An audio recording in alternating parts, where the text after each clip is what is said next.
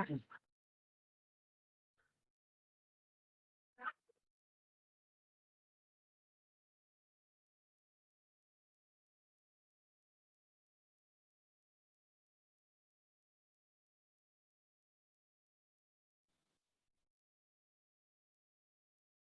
morning, all.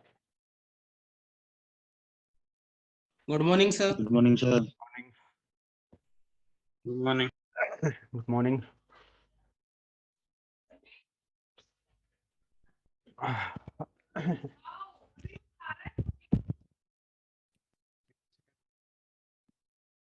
तो कल हम लोगों ने क्लस्टरिंग फिनिश किया था।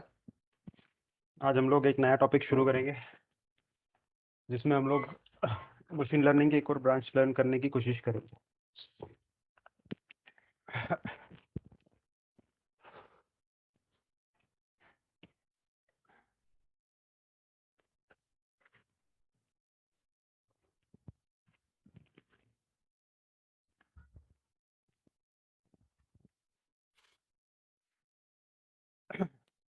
कोई अभी तक मेरे पास सबमिशंस बहुत ज़्यादा नहीं आए हैं for hackathon. It's just 2-3 groups ने सबमिट किया है। So what other groups are doing, because today is the last day of hackathon, but अभी तक आप लोगों के सबमिशंस नहीं हैं। जस्ट 2-3 ग्रुप्स के हैं and what others are doing then. बहुत इंपॉर्टेंट है, आप लोगों को समझना पड़ेगा, क्योंकि जो भी इंटरव्यूज रहते हैं उसके अंदर क्वेश्चन इसी से रिलेटेड आते हैं कि आपने क्या किया जिससे एक्यूरेसी बढ़ी है, एंड दैट इज वेयर आप लोगों का सिलेक्शन और रिजेक्शन डिपेंड करेगा। इसलिए ये बहुत इंपॉर्टेंट है कि आप लोग पार्टिसिपेट करें हैकाथन्स में और बराबर से उसमें सबमिशन करके एक्यूरेसी बढ़ाने की कोशिश करें, क्योंकि वही आपको सिलेक्शन दिलवाएगा। ठीक है, मैं यहाँ पे एडवाइस कर सकता हूँ, आप लोगों को पुश नहीं कर सकता ज़बरदस्ती, but again if you want to get into this field आपको ये करना रहेगा। किसी ने भी अभी तक कैगल पे बहुत एक्टिव पार्टिसिपेशन नहीं दिया है। आई थिंक आतिक ने प्रोफाइल क्रिएट किया था कैगल पे, बट स्टिल पार्टिसिपेशन और बाकी की चीज़ें अभी सभी की पेंडिंग है। तो that is also another thing we have to work upon. ठीक है, मैं आपको बार बार इंडिकेशन दे रहा हूँ, बता रहा हूँ चीज़ें, but I can't push everybody. आप लोगों के छोटे बच्चों की तरह पीछे नहीं पड़ सकता मैं। ठीक है, तो इट्स अप टू यू कि आप लोगों का गोल्स क्या है, but if you want to achieve your goals, थोड़ा तो लास्ट वाली पुश है वो आपको करना पड़ेगा। We are almost on the verge. आखिरी आखिरी कुछ चीज़ें हैं जो करना है फिनिशिंग टच में, तो वो करना ज़रूरी रहेगा। ठीक है, चलो let's start the discussion today. तो आज हम लोग एक नया टॉपिक पढ़ने वाले हैं, and that topic is something which is called as NLP. So NLP means N stands for natural, L stands for language, and P stands for processing. NLP मतलब नेचुरल लैंग्वेज प्रोसेसिंग। ठीक है, अगर आप इसको Google करेंगे NLP को, तो एक NLP और आपको दिखेगा, neural language programming, something like that.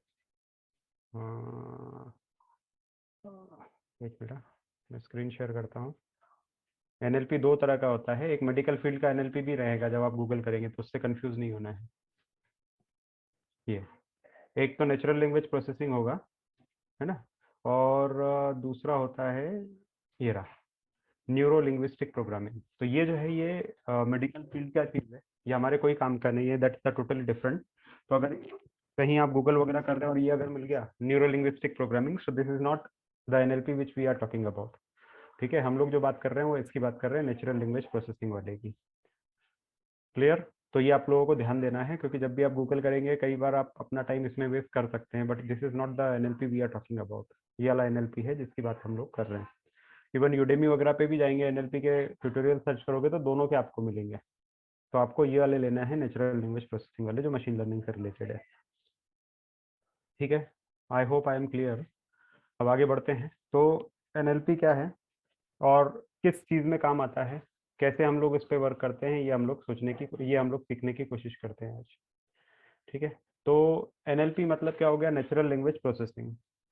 अब इसमें होता क्या है, एक सिंपल सी चीज़ है कि ML के थ्रू यानी मशीन लर्निंग के थ्रू ह्यूमन लैंग्वेज जो रहती है, ह्यूमन लैंग्वेज जो रहती है उसको सीखने की कोशिश की जाती है, उसको अंडरस्टैंड करने की कोशिश की जाती है और उसके बेसिस पे फिर डिसीजंस लेने की कोशिश की जाती है।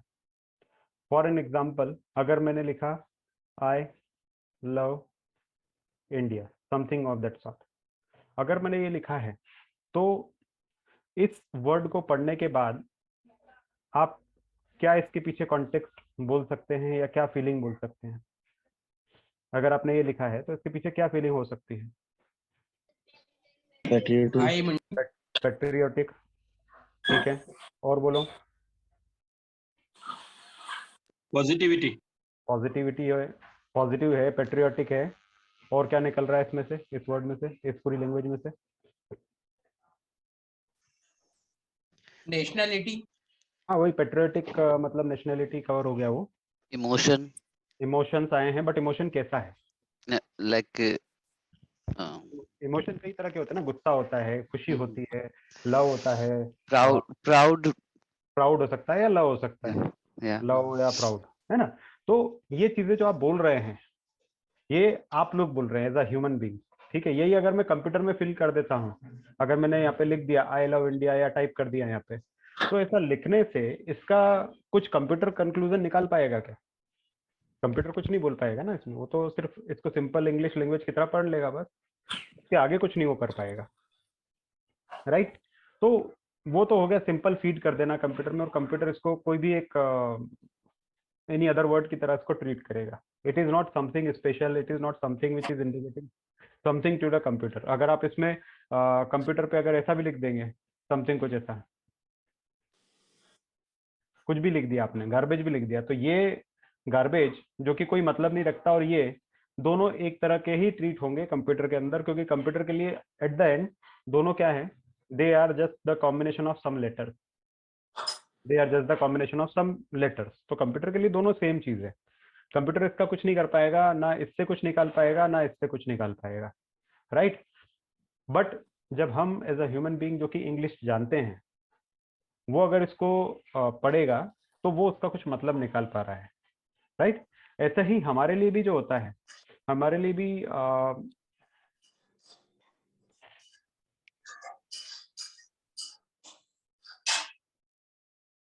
अगर इसकी बात करेंगे, एक मिनट, मैं स्क्रीन शेयर कर रहा हूँ।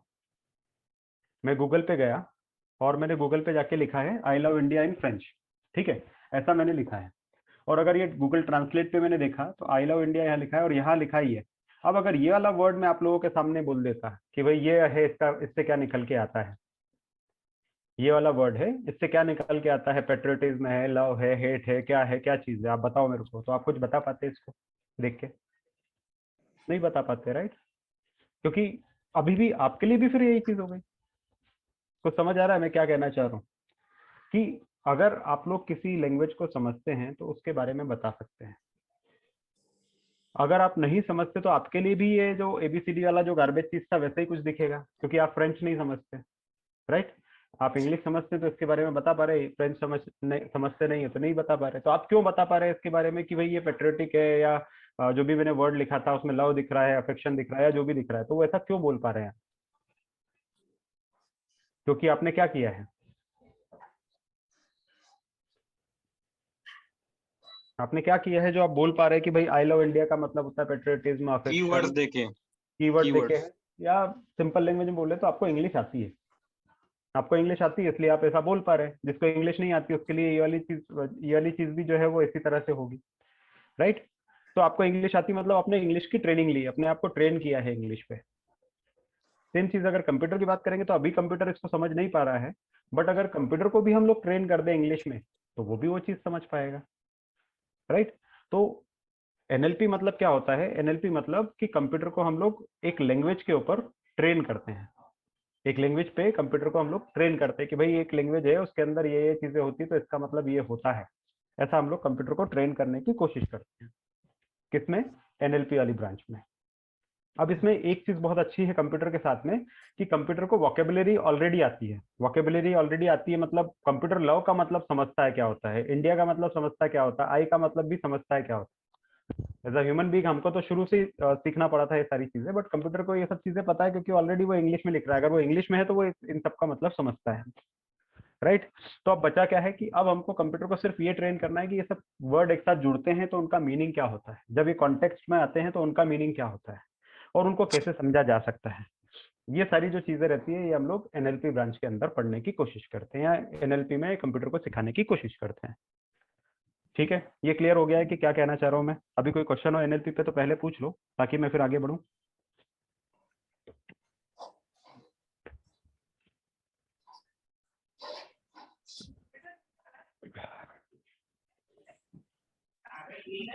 सर एनएलपी में आपने एक बार बताया था कि इसमें कुछ लेटर स्किप कर देता है मशीन, तो उससे इसके इसके डेफिनेशन पे फर्क पड़ता है क्या? नहीं, वो मैं बताऊंगा आपको, नहीं फर्क पड़ता उससे, पर बताऊंगा वो चीज। लेटर्स को स्किप नहीं करता, वर्ड्स को करता है, तो वो बताता हूँ मैं कि क्या होता है वो, है ना। वो फीचर सिलेक्शन वाली जो चीज होती है वो आती है। एनीवे, तो आगे बढ़ते हैं। अब एनएलपी में हमने देखा कि हमको कंप्यूटर को ट्रेन करना है इंग्लिश लैंग्वेज पे या even Marathi language, Hindi language, Telugu, इन सब पे भी ट्रेंड है मशीन लर्निंग। तो कोई टेंशन नहीं है, अभी बहुत सारे मॉडल्स आ चुके हैं, फ्रेंच पे, जर्मन पे मल्टीलिंगुअल मॉडल हमारे पास अवेलेबल है। ठीक है, तो हर लैंग्वेज पे वो ट्रेंड है, इंग्लिश ही जरूरी नहीं कि उस पर ट्रेंड हो। नाउ अब वो ट्रेनिंग कैसे होती है? ठीक है, फॉर एन एग्जाम्पल अगर हम बात करें, जैसे मैंने ये लिखा था,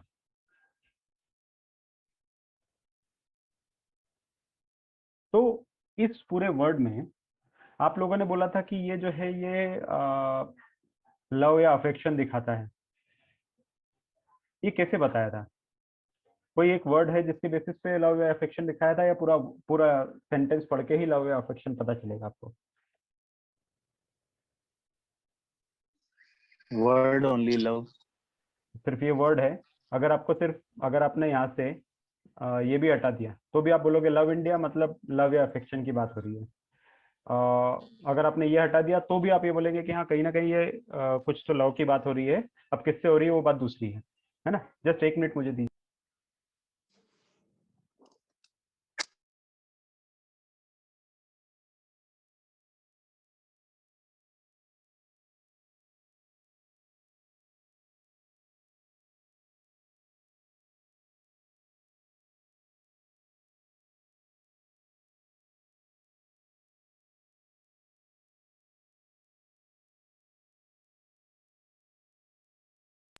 हाँ, तो मैं कह रहा था कि ये जो पूरा सेंटेंस था, इसमें से आपने अगर दो वर्ड हटा भी दिए आगे के और पीछे के, मतलब आई हटा दिया, लव हटा दिया, तो भी कोई फर्क नहीं पड़ा।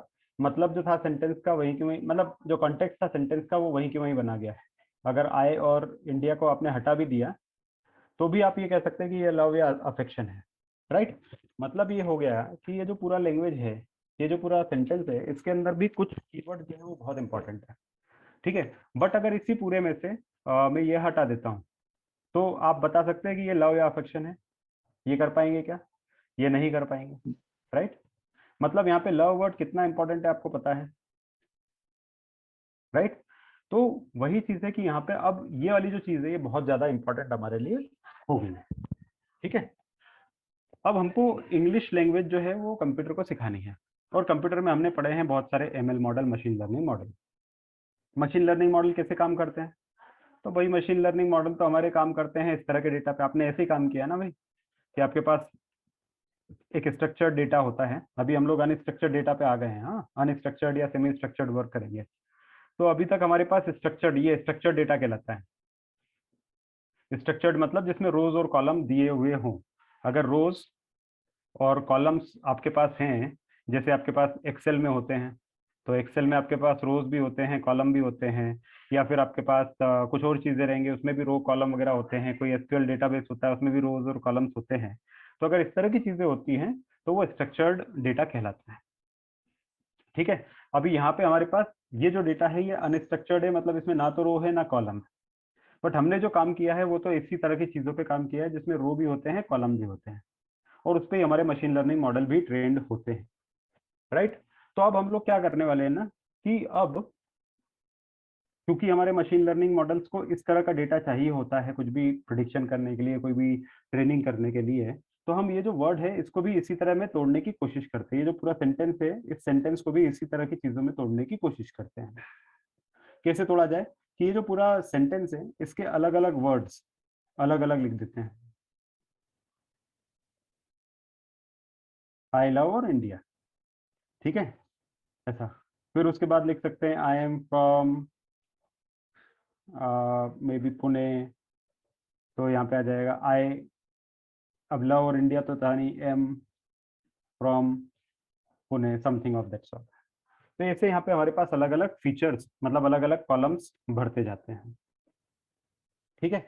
और ये डेटा जो रहता है स्ट्रक्चर्ड डेटा बन जाता है। वो बताऊंगा मैं कैसे स्ट्रक्चर्ड डेटा बन रहा है, कैसे उसको यूज किया जाए। बट अभी हमने क्या किया है कि किसी भी सेंटेंस को समझना है तो उस सेंटेंस को समझने के लिए एक चीज हम लोगों ने नोट कर ली कि भाई इस सेंटेंस को समझने के लिए हमारे पास अलग अलग वर्ड्स का होना बहुत जरूरी है, और उन्हीं वर्ड्स के बेसिस पे हम कुछ भी प्रिडिक्शन कर सकते हैं, ठीक है। तो अलग अलग वर्ड्स का होना जरूरी है, तो लेट्स हैव दैट वर्ड्स। कैसे वर्ड्स को हम लोग निकाल सकते हैं? तो वर्ड्स को निकालने के लिए एक सिंपल सी चीज हमारे पास होती है, और वो क्या होती है कि वर्ड्स को कैसे लिया जाए। तो वर्ड्स को निकालने के लिए हमारे पास जो पूरा सेंटेंस होता है उस पूरे सेंटेंस के इंडिविजुअल वर्ड्स को तोड़ा जाता है। मतलब एक सेंटेंस के एक एक वर्ड को तोड़ा जाता है। आई अलग हो जाता है, लव अलग हो जाता है, और इंडिया अलग हो जाता है। ये जो प्रोसेस है जिसमें एक पूरे सेंटेंस के सारे वर्ड्स को तोड़ तोड़ के सिंगल सिंगल वर्ड बनाए जाते हैं, इस पूरी प्रोसेस को बोला जाता है टोकनाइजेशन। टोकनाइजेशन, ठीक है। तो टोकनाइजेशन समझ में आ गया कि टोकनाइजेशन क्या होता है। और ये जो वर्ड्स होते हैं इन वर्ड्स को कहा जाता है टोकन्स। तो टोकन्स क्या होते हैं? टोकन्स मतलब कोई भी आपके पास पूरा सेंटेंस दिया हुआ है, कोई भी आपके पास पैराग्राफ दिया है, तो उस पैराग्राफ के एक एक वर्ड को, हर एक इंडिविजुअल वर्ड को टोकन्स कहा जाता है। और पूरे सेंटेंस को या पूरे पैराग्राफ को एक एक टोकन में तोड़ने की जो प्रोसेस होती है उस प्रोसेस को टोकनाइजेशन की प्रोसेस कहा जाता है, ठीक है। समझ आया टोकन क्या होता है, टोकनाइजेशन क्या होता है? कोई question? No, sir. Very nice.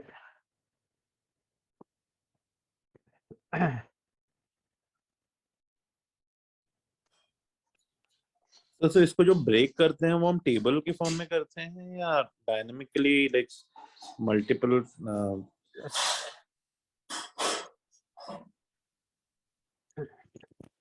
अब ये जो ब्रेक करते हैं ना, तो ब्रेक करने के बाद तो हमारे टोकन इकट्ठे होते हैं, और उन टोकन्स को फिर हम लोग यूज करते हैं। मतलब टेबल के फॉर्म में नहीं रखते, बट समहाउ उसको स्ट्रक्चर्ड बनाने की कोशिश करते हैं। वो कैसे बनाते हैं बताऊंगा मैं भी आपको। बट टोकन और टोकनाइजेशन समझ में आया है ना? अब सॉरी, अब ये जो टोकन और टोकनाइजेशन आया है, इससे आपने ये तो पता कर लिया कि भाई ये जो हमारे पास पूरा वर्ड है इसके अंदर कुछ कुछ वर्ड ऐसे हैं जो बहुत इंपॉर्टेंट है। जैसे यहाँ पे लव बहुत इंपॉर्टेंट है, आई इतना इंपॉर्टेंट नहीं है, इंडिया इज समथिंग इंपॉर्टेंट, क्योंकि अगर वही लव अफेक्शन है और उसी के बाद दूसरा था पेट्रियोटिज्म कि ये पेट्रियोटिक है, तो पेट्रियोटिक तो तुमको तभी समझ में आएगा जब इंडिया आ जाएगा, राइट। तो कुछ कुछ वर्ड हैं जो इंपॉर्टेंट है, कुछ कम इंपॉर्टेंट है, और कुछ बहुत कम इंपॉर्टेंट है, राइट। अब ये जो हमने पूरे वर्ड को तोड़ा था, इस पूरी प्रोसेस को आपने टोकनाइजेशन और टोकन्स बोला था। अब ये जो टोकन्स आए हैं, टोकन्स आपके पास क्या आए हैं? तो टोकन्स अगर आप बोलेंगे तो ओवरऑल बोला जाए तो कौन कौन से टोकन आपके पास आ गए हैं? तो आपके पास जो टोकन आए हैं, पहला टोकन तो आया है आई, फिर उसके बाद आया है लव, फिर उसके बाद इंडिया, ठीक है। उसके बाद अगर हमने यहाँ पे भी इसको लिया, मतलब मान लो अपने पास पूरा पैराग्राफ लिखा है कि I love India, I am from Pune, I eat bananas और समथिंग लाइक दैट। तो ऐसा आप लिखने की कोशिश कर रहे हैं पूरा पैराग्राफ। तो एक तो हमारे पास इसका टोकनाइजेशन किया तो हमारे पास ये इकट्ठा हो गया पूरे सेंटेंस में से। फिर आपने दूसरा सेंटेंस पकड़ा तो इसको टोकनाइज करोगे। आज कारपेट अच्छे से साफ कर। इसको अगर आप टोकनाइज करेंगे तो आपके पास आ जाएगा I am from something of that sort, है ना। फिर उसके बाद आपके पास और भी कोई वर्ड लिखा होगा तो उसके भी छोटे छोटे वर्ड्स आ जाएंगे, जैसे आई ईट बनाना या समथिंग ऑफ दैट सॉर्ट। ये जो हमारे पास लिस्ट बनी है, इन पूरी लिस्ट को बोलते हैं टोकन्स। तो टोकन्स तो आपके पास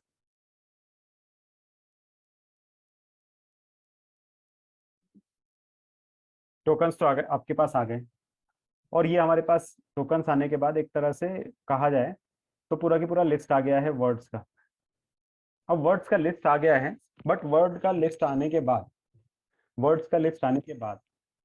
जो डेटा क्लीनिंग या प्री प्रोसेसिंग की स्टेप हमने देखी थी, जो डेटा क्लीनिंग या प्री प्रोसेसिंग की एमएल की स्टेप देखी थी, उसके अंदर हमने क्या बोला था? तो उसके अंदर हमने बोला था कि यार कोई भी तुम काम कर रहे हो तो उस काम करने के लिए रिमूव डुप्लीकेट्स, याद आया आपको? डुप्लीकेट रोज जो रहेगी वो उनको हटाना चाहिए। तो यहाँ पे भी अगर हमारे पास डुप्लीकेट्स है तो उनको हटा देना चाहिए, क्योंकि आई को आप 3 बार गिनो या 1 बार गिनो, बात एक ही है जब भी आप ट्रेन कर रहे हो मशीन लर्निंग मॉडल में। मतलब अगर समझो आपके पास एक और टास्क है, लेट्स से जो टास्क है आपके पास वो है टेक्स्ट समराइजेशन का। टेक्स्ट समराइजेशन क्या टास्क होता है? टेक्स्ट समराइजेशन मतलब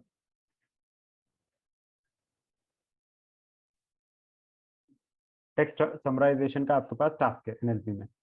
अब टेक्स्ट समराइजेशन का टास्क क्या होता है कि आपके पास पूरा जो वर्ड या पूरा जो पैराग्राफ लिखा हुआ है, उस पैराग्राफ को समराइज करना है आपको एक समरी में, यानी कुछ लिमिटेड वर्ड्स में।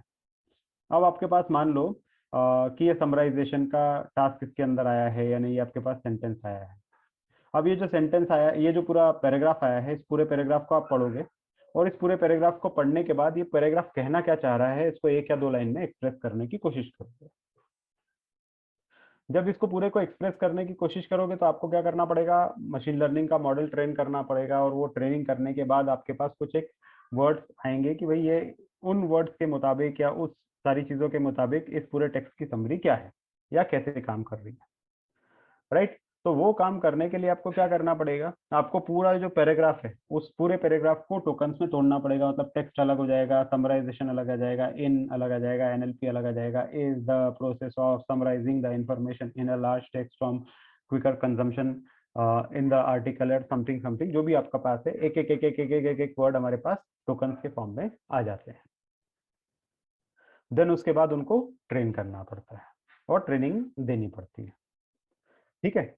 इसी तरह का एक और एग्जांपल अगर मैं बोलूँ एनएलपी से रिलेटेड, तो एनएलपी से रिलेटेड हमारे पास अगला एग्जांपल क्या हो सकता है कि सपोज आपके पास you are a call centre company, ठीक है। और कॉल सेंटर के अंदर आपने जब भी किसी को कॉल किया होगा तो सुना होगा कि भाई कॉल सेंटर में क्या होता है। तो कॉल सेंटर में जब भी आप कॉल करते थे एक मैसेज आता है कि दिस कॉल में be recorded for monitoring and training purposes, right. तो उसके अंदर हम सारे जो कॉल्स होते हैं वो रिकॉर्ड करते हैं, जितने भी बात होती है, जितने भी एजेंट से बात होती है वो सब रिकॉर्ड करते हैं। बट डू यू थिंक कि वो रिकॉर्ड करते तो एक्चुअली वो हर एक कॉल को सुनते होंगे? बहुत मुश्किल है, राइट। या अगर वो सुनना चाहें तो फिर उसके लिए तो बहुत सारा रिसोर्स कंज्यूम होंगे, उसके अंदर वो बहुत सारे रिसोर्सेस रहेंगे, किसी को बैठ के दिन भर सुनना पड़ेगा, फिर वो पहचानेगा कि भाई ट्रीटमेंट बराबर हुआ है नहीं हुआ है, during the call customer happy हुआ था या नहीं हुआ था, या during the call customer angry हुआ था, वाज द कस्टमर सेटिस्फाइड और नॉट, या इस तरह की चीजें जो रहेगी वो आपको कॉल सुनने के बाद, रिकॉर्डिंग सुनने के बाद समझ आएगी। बट वो रिकॉर्डिंग जब कॉल सेंटर बड़ा होता है तो वो रिकॉर्डिंग तो बहुत सारी होती होगी, उसको सुने उसका कैसे? ट्रांसक्रिप्शन होता होगा, ठीक है। ट्रांसक्रिप्शन मतलब आपने उसको क्या करा होगा कि जो भी वो वॉइस है उस वॉइस को टेक्स्ट में कन्वर्ट किया होगा, और टेक्स्ट में कन्वर्ट करने के बाद उस टेक्स्ट को भी रीड करना पड़ेगा, किसी को करना तो मैन्युअली रहेगा काम, या तो सुनो या फिर पढ़ो। और उसमें भी तो बहुत सारा बैंडविड्थ कंज्यूम होता है ना। ट्रांसक्रिप्शन मतलब जो लोग नहीं जानते हैं उनके लिए बता रहा हूँ कि भाई एक तो फोन पे बात होती है, बट आजकल सॉफ्टवेयर्स आ गए हैं जिससे ये पता चलता है कि फोन पे बात हो रही है, तो उस फोन पे जो बात हुई है उसको वो क्या कर देते हैं कि जो वॉइस है, वॉइस को टेक्स्ट में कन्वर्ट कर देते हैं, वॉइस को टेक्स्ट में कन्वर्ट कर देते हैं। तो मतलब जो भी कॉल हमारा हुआ था उस कॉल के अंदर जो भी किसी ने बोला वो एक नोटपैड के अंदर ऐसे टेक्स्ट फॉर्म में आ जाता है। पर टेक्स्ट फॉर्म में आने के बाद भी तो किसी ना किसी को तो वो पढ़ना ही पड़ेगा ना क्वालिटी पर्पस के लिए, तभी तो वो कुछ उससे डिसीजन बना पाएगा, कैसे बनाएगा नहीं तो, राइट। सर, हाँ तो वो कॉल में मतलब यूजलेस चीजें भी काफी सारी रहेगी ना, मतलब हाँ, उसको हम लोग जिसका नॉइज कोई बोलते हैं। रेलेवेंस ही नहीं है, मतलब एक्चुअल। नॉइस होती है वो। ओके। तो ये बहुत सारे कॉम्प्लिकेशंस आते हैं उस कॉल के अंदर, बट समहाउ वो जो भी कन्वर्ट हुआ है उस कन्वर्टेड चीज को हमको यूजेबल फॉर्म में तो यूज करना है, और कोशिश करना है कि भाई यहाँ पे ह्यूमन इंटरवेंशन कम से कम लग जाए ताकि काम आसानी से हो पाए, राइट। तो ह्यूमन इंटरवेंशन जो था वो कम से कम कैसे किया जाए कि भाई ऐसा हो कि भाई हमारे पास जो भी कॉल आया है उस कॉल को हमने वॉइस को टेक्स्ट में कन्वर्ट कर दिया, और इस टेक्स्ट को हमारा मशीन लर्निंग मॉडल ही रीड करके टैग कर दे कि भाई ये वाला जो कॉल हुआ था, जैसे दिन भर में हमारे पास 100 कॉल्स आते हैं, अगर 100 कॉल आते हैं तो कॉल 1, कॉल 2, कॉल 3, कॉल 4 जो भी हमारे पास आ रहे हैं उनका टेक्स्ट हमारे पास अवेलेबल है, ये रहा उनका डिस्क्रिप्शन है, उसके अंदर जो भी बातचीत हुई थी वो ये, और ये बातचीत होने के बाद ऑटोमेटिकली हमारा जो मशीन लर्निंग मॉडल है वही बोल देगा कि this is a good call, this is where the customer is not happy, this was a good call, customer was not happy, good call, good call, good call, good call and so on. अगर वो readed text को ही, मतलब जो भी हमारे पास text दिया हुआ है उसी टेक्स्ट को रीड करने के बाद हमारा मशीन लर्निंग मॉडल बोल दे कि भाई ये जो है ये कॉल सही नहीं था, ये कॉल सही नहीं गया, बाकी सब बराबर थे, तो आपके लिए काम तो बहुत आसान हो गया, किसी को रीड करना भी नहीं पड़ा, किसी को पढ़ना भी नहीं पड़ा, सिर्फ मशीन ने ही पढ़ के बता दिया कि हाँ भाई इसमें से 2 कॉल थे जिनके अंदर प्रॉब्लम हुआ था, बाकी सब बराबर थे। तो एज अ मैनेजर या as a call centre quality people what you will do कि आप सिर्फ उन 2 कॉल को सुनेंगे और उसके अंदर फिर जो भी प्रॉब्लम थे उसको सॉल्व कर देंगे। समझ में आया आपको कि क्या करना है, कैसा यूज केस है और कितना इंटरेस्टिंग यूज केस हो सकता है ये कॉल सेंटर्स के लिए, कितनी बड़ी प्रॉब्लम सॉल्व हो गई। सर इस पे न्यू बेस थ्योरम लगेगी क्या? पता नहीं, अभी तो देखते हैं, लगाएंगे। सर जैसे वर्ड्स हमने देखे थे जो ईमेल में रहते ऑफर के, और ये तो उसको अलग किया था। करेक्ट, तो न्यू बेस थ्योरम लगा सकते हैं आप, तो कोई भी मशीन लर्निंग एल्गोरिदम सब पे लग सकता है। इवन जो स्पैम एम वाला जो हमने केस देखा था उसमें जरूरी नहीं कि न्यू बेस थ्योरम ही लगेगी। New Bayes theorem is one of the best method to work on that type of data set, तो यहाँ पे भी न्यू बेस लगा सकते हो आप, लॉजिस्टिक रिग्रेशन भी लगा सकते हो, कुछ और भी लगा सकते हो।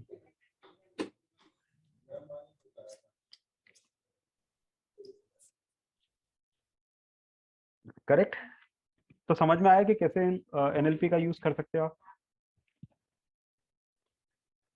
अब अगर आपको वैसा करना है तो क्या करोगे उसके लिए आप, तो वैसा करने के लिए ना आपको क्या करना पड़ेगा, कॉल सेंटर वाला ही केस रहेगा, तो उस केस में आपको क्या करना पड़ेगा कि आपके पास कॉलर 1 आया, कॉलर 2, कॉलर 3, कॉलर 4, सारे अलग अलग कॉल्स हुए थे, और जो पहला कॉल हुआ था वो उसमें बहुत सारा डेटा हमारे पास आया था, मतलब बहुत देर तक बात हुई थी, मे बी 10 मिनट तक बात हुई थी तो इतनी लाइन रिकॉर्ड हुई, 20 मिनट तक बात हुई थी दूसरे में तो ये नंबर ऑफ लाइन्स रिकॉर्ड हुई, तीसरे में इतनी देर बात हुई, चौथे में इतनी देर बात हुई, तो ये बातों का ही डेटा रहेगा के अंदर, कॉल सेंटर एजेंट और सामने वाला जो रहेगा आपस में बात करते रहेंगे, और ये बात करते करते ये इस तरह का हमारे पास डेटा जनरेट होगा।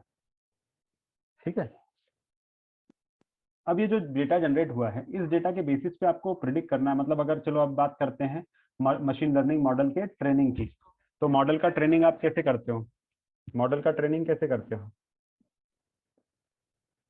मॉडल का ट्रेनिंग करने के लिए आपको 2 चीजें चाहिए होती हैं, एक तो चाहिए होता है क्या, एल्गोरिदम। Historic data, right. और हिस्टोरिक डेटा के लिए भी आपको चाहिए कैसा डेटा, वो कॉलम वाला डेटा जिसमें रोज भी हो कॉलम भी हो, राइट, ऐसा टाइप का डेटा चाहिए, रोज कॉलम वाला। करेक्ट है, रोज कॉलम वाला डेटा चाहिए, और फिर उसके बाद हमारे पास होना चाहिए वाई वेरिएबल, अगर सुपरवाइज लर्निंग है तो वाई वेरिएबल में तो आप ऑफ कोर्स वाई वेरिएबल यहाँ पे, तो इस केस में तो वाई वेरिएबल बहुत इजीली बना सकते हो। क्या होगा यहाँ पे Y variable, may be Y variable, हाँ बोलो, सेटिस्फाई अनसेटिस्फाई, सेटिस्फाइड है कस्टमर या अनसेटिस्फाइड है, यानी हैप्पी है, एंग्री है, वॉट एवर जो भी आपको बनाना है वैसा वाई वेरिएबल यहाँ पे बना सकते हो। और फिर क्या कर सकते हो कि ऑफ कोर्स हमारे पास ये प्रोसेस तो पहले से चले आ रही है, ऐसा तो नहीं कि हम नया री इन्वेंट कर रहे हैं, ऐसा पहले भी होता होगा, बट फर्क सिर्फ इतना है कि पहले कोई मैन्युअली सुनता होगा और सुनने के बाद उसको टैग करता होगा। तो यहाँ पे हमारे पास क्या हो सकता है कि भाई जो भी हमारे पास सेटिस्फाइड वर्सेस अनसेटिस्फाइड टैगिंग हुई थी वो पहले किसी ने कॉलर ने सुन के फिर उसको टैग किया होगा, अच्छा ये कॉल 1 था, इसके अंदर कस्टमर सेटिस्फाइड था, इसमें सेटिस्फाइड था, इसमें अनसेटिस्फाइड था, इसमें सेटिस्फाइड था। तो वो डेटा आपको मिल जाएगा हिस्ट्री से। आप हिस्ट्री सुनो और सुनने के बाद उसमें से डेटा उठा लाओ। तो हिस्टोरिक डेटा तो आपके पास अवेलेबल हो गया, वो सॉर्ट आउट हो गया, राइट। उसमें आपको वाई वेरिएबल तो आराम से मिल गया, क्योंकि वो पहले से ये प्रोसेस चली जा रही, तो वहाँ पे ये टैगिंग किसी ने कर रखी है कि भाई ये वाला कॉल हुआ था, इसमें कस्टमर सेटिस्फाइड था, ये वाले कॉल में कस्टमर सेटिस्फाइड नहीं था, इसमें सेटिस्फाइड था, इसमें सेटिस्फाइड नहीं था। और ये रहा उसका ट्रांसक्रिप्ट, मतलब उस वॉइस को हमने ये टेक्स्ट में कन्वर्ट करके रखा हुआ है। आप चाहो तो आप भी कर सकते हो, उसके अंदर कोई बहुत बड़ा काम नहीं होता पाइथन में, वॉइस टू टेक्स्ट में, राइट। तो ये आपको मिल गया, करेक्ट। तो ये तो आपके पास चीज आ गई कि भाई आपने ये कन्वर्शन कर दिया। अब क्या आप मशीन लर्निंग मॉडल यहाँ पे लगा सकते हो? क्या एमएल मॉडल लगा सकते हो? हिस्टोरिक डेटा आ गया, वाई वेरिएबल आ गया, तो वाई वेरिएबल आ गया और हिस्टोरिक डेटा आ गया है। क्या चीज मिसिंग है, या फिर आप डायरेक्टली लगा सकते हो?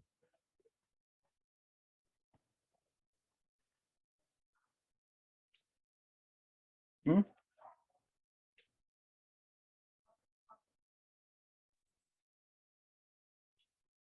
बताओ जल्दी। Is it perfect? आगे बढ़े हम लोग, लगा दें एमएल मॉडल सीधे नेव बेस एल्गोरिदम, जैसा आतिक बोल रहे थे, या फिर कुछ और एल्गोरिदम जो भी हमारे पास है वो लगा सकते हैं क्या?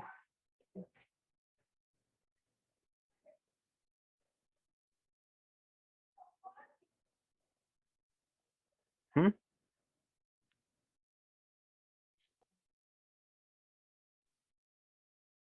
अरे बोलो भाई। तो जैसे जो डेटा हम बोल रहे थे नॉइस या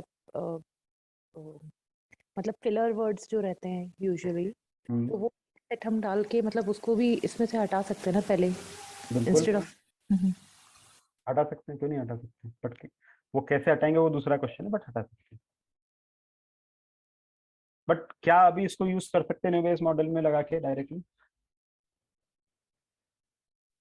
कुछ मिसिंग लग रहा है आपको यहाँ पे? बड़ी चीज जो आपने बताया Bharti, definitely that is one of the issue, but वो एड्रेस करेंगे हम लोग, वो डेटा क्लीनिंग में आ जाएगा। बट उसके पहले भी एक बड़ा इशू है यहाँ पे। क्या इशू है? दोनों में क्या फर्क दिख रहा है आपको? दोनों डेटा सेट में क्या फर्क दिख रहा है? अच्छा बताओ।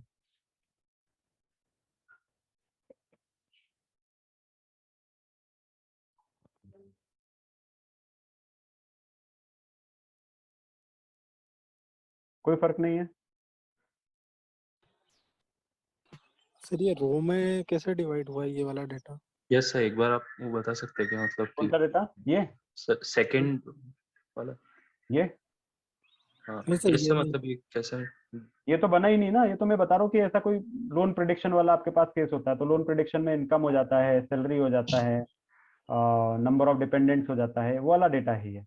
तो उसमें ये ओके, अलग अलग हमारे पास एक्स वेरिएबल्स अवेलेबल होते हैं।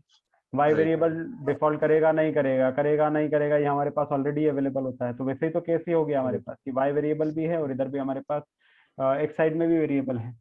तो कोई फर्क दिख रहा है आपको यहाँ पे? कॉलमनर फॉर्म में आ गया आपके पास डेटा। न्यूबेस में थोड़ा डेटा स्मॉल रहना चाहिए। अरे कोई भी एल्गोरिदम ले लो ना, मैंने एमएल एल्गोरिदम बोला। लॉजिस्टिक रिग्रेशन लगा लो, कोई सा भी एमएल एल्गोरिदम, क्या वो लगा सकते हैं यहाँ पे? न्यूबेस जरूरी नहीं है। कोई दोनों में फर्क नहीं दिख सर रहा सारे डेटा में? इसके कॉलम्स, मतलब जो अंदर का डेटा है वो अलग पैटर्न का रहेगा ना सर, मतलब हाँ, तो डेटा अलग ही क्लासिफाइड डेटा, नहीं है, मतलब किसी बिकॉज कोई भी वर्ड्स अलग अलग हो सकता है, कुछ भी हो सकता है, मतलब रैंडमली। करेक्ट। तो यहाँ पे तो क्या था कि ये डेटा काफी कुछ ऑर्गेनाइज था, जिसके अंदर इनकम अलग थी, सैलरी अलग थी, ये थी वो थी। ऐसा हमारे पास 10-12 फीचर हम लोग लेते थे, जिसमें हम लोग लेते थे civil score, income, number of dependent, owned house versus rented house, और 50 चीज लेते थे। और उन सब के बेसिस पे मतलब थोड़ा कंट्रीब्यूशन ये करता था, थोड़ा ये करता था, थोड़ा ये करता था, थोड़ा ये करता था, थोड़ा ये करता था, और उन सब के कंट्रीब्यूशन के बेसिस पे हम लोग प्रिडिक्ट करते थे कि डिफॉल्ट करेगा या नहीं करेगा। यहाँ पे ऐसे कितने कॉलम है आपके पास में जो ये प्रिडिक्ट करने में मदद कर रहे हैं कि भाई ये कॉल से सेटिस्फाइड है या नहीं है? कितने कॉलम आपको ये बता रहे हैं कि कस्टमर सेटिस्फाइड है या नहीं है? एक ही कॉलम इसमें तो। एक ही कॉलम बता रहा है। ये तो वैसे भी कोई काम का नहीं है, ये तो कॉलर का नंबर है। तो यही कॉलम है कि ये जो बता रहा है सेटिस्फाइड है या नहीं है, और उसके अंदर भी बहुत सारा रनिंग टेक्स्ट है।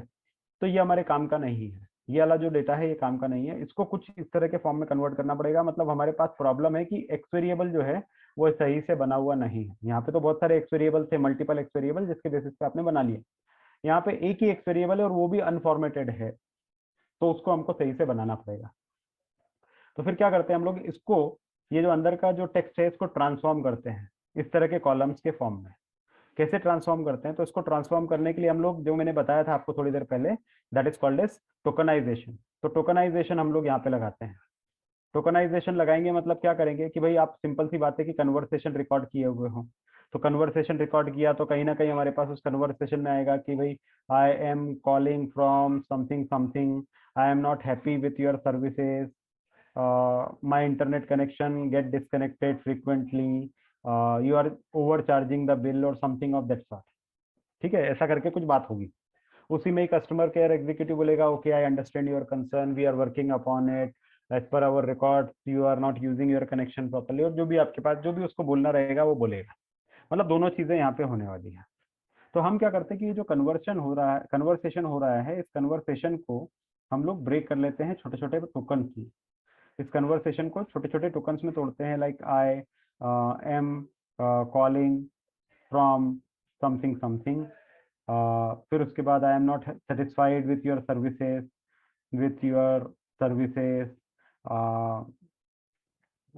माई internet connection get disconnected frequently. तो उसमें इनको टोकन्स में तोड़ेंगे तो एक ये टोकन, दूसरा ये, तीसरा ये, चौथा ये, पांचवा ये, छठा ये, सातवां ये, ऐसे करके हमारे पास टोकन्स बनते जाएंगे।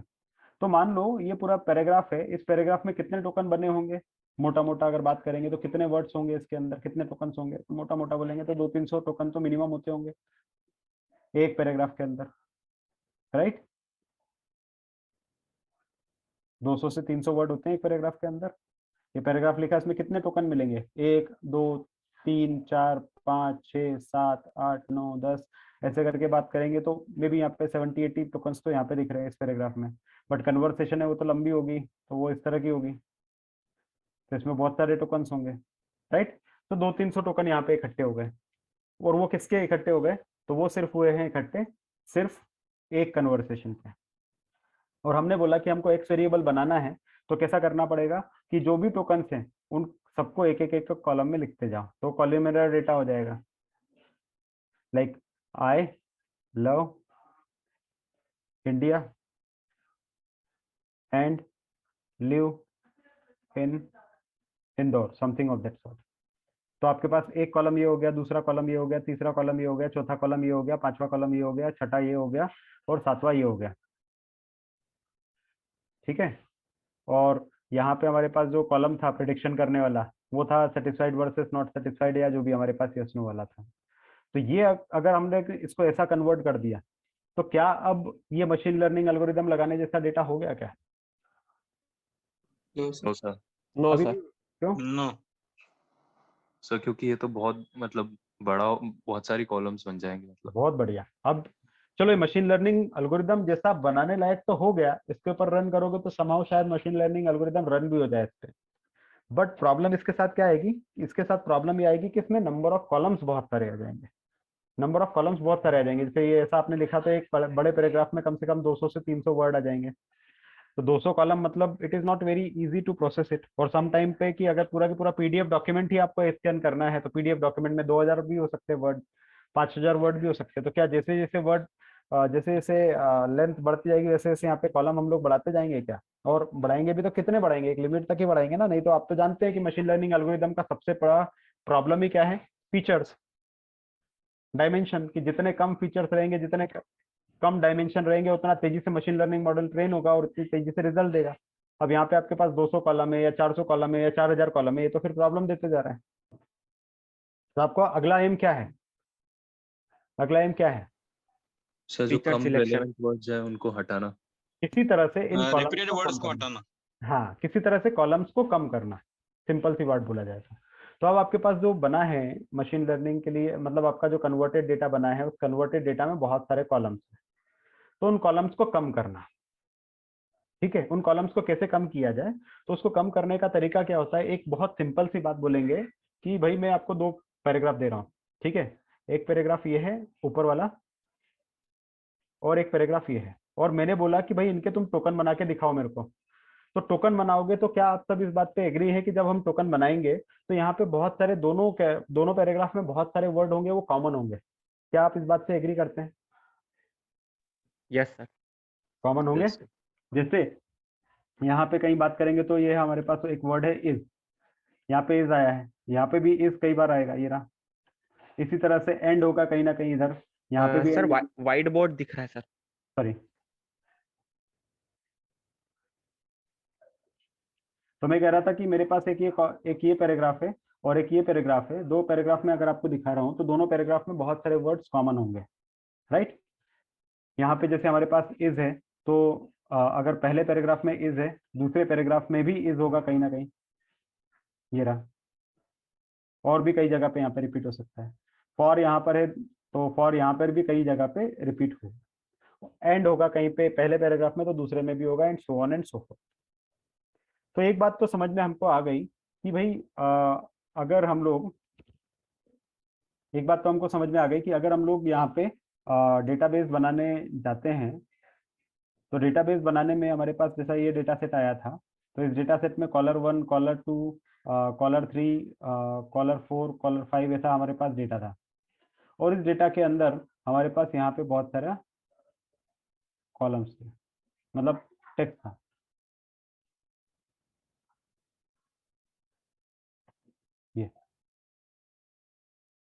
ये टेक्स्ट था। अब इस टेक्स्ट को अगर आपको कन्वर्ट करना है तो कन्वर्ट करने के लिए आपने क्या बोला कि भाई इसके टोकन्स बना दो, और टोकन्स बनाओगे तो टोकन्स भी जो रहेंगे वो बहुत सारे रिपीटेड होंगे, यहाँ पे भी और यहाँ पे भी और यहाँ पे भी और यहाँ पे भी। मतलब ये जो है ये पहला पैराग्राफ हमारा हो गया, और ये जो है ये दूसरा पैराग्राफ हो गया, फिर कोई तीसरा पैराग्राफ यहाँ पे आ जाएगा, चौथा पैराग्राफ कहीं यहाँ पे आ जाएगा। पैराग्राफ बोले तो कि कन्वर्सेशन यानी जो भी बात हुई है उसमें। तो पहला वाला और दूसरा वाला और तीसरा वाला और चौथा वाला, इन सब में बहुत सारे वर्ड ऐसे होंगे जो कॉमन होंगे, बहुत सारे वर्ड ऐसे होंगे जो कॉमन होंगे, राइट। अगर वर्ड्स कॉमन है तो हर एक के लिए अलग अलग कॉलम बनाने की जगह क्यों ना हम इस तरह से कुछ करें कि भाई जैसे हमारे पास लिखा है दो वर्ड, एक लिखा है आई लव इंडिया और दूसरा ये कस्टमर नंबर 1 है, और customer number 2 I love pizza.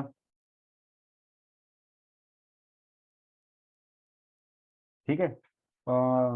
तीसरे कस्टमर ने लिखा आई डोंट लव पिज्जा, या India is a very good, India is a great country.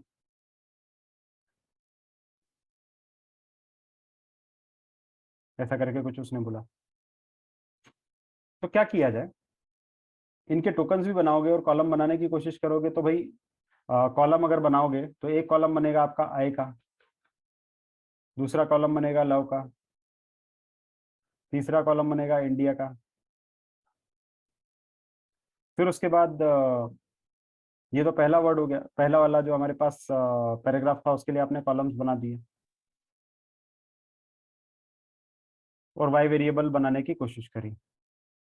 But आप जानते हैं कि जब भी कोई भी एल्गोरिदम लगाते हैं तो उस एल्गोरिदम को लगाने के बाद उस एल्गोरिदम में अगर वो लीनियर रिग्रेशन हो, लॉजिस्टिक रिग्रेशन हो, कोई भी एल्गोरिदम हो, ठीक है, उस एल्गोरिदम में ये वाले वर्ड्स भी काम नहीं करते। पता है नहीं पता है क्या करा था Yes, इनके लिए sir. हमने, इसके लिए हमने क्या किया था ऐसी चीजों को हटाने के लिए? कम ऑन, क्या किया था? सर 0 1 से रिप्लेस करा। Very good, very good, binary.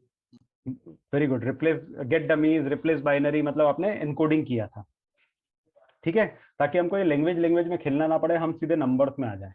जैसे किया था आपने नंबर्स में आने के लिए आपने क्या किया था, उसको एनकोडिंग किया था, गेट डमीज बनाया था, रिप्लेस बाइनरी किया था, या जो भी है नंबर्स असाइन किए थे इसके पीछे। तो यानी आपको इसको कहीं ना कहीं नंबर में डील करना है।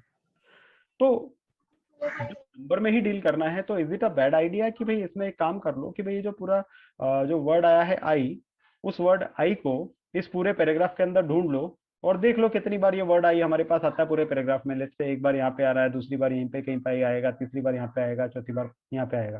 तो हम बोल देते हैं कि 4 बार इसमें आई आ रहा है। अगर आपने बोला कि जो पहला कॉलर है कॉलर नंबर 1, उसने जो भी बात करी उसमें 4 बार तो आई वर्ड यूज किया हुआ है, और करीब 20 बार लव वर्ड यूज किया हुआ है, और may be 30 times India word use किया हुआ है।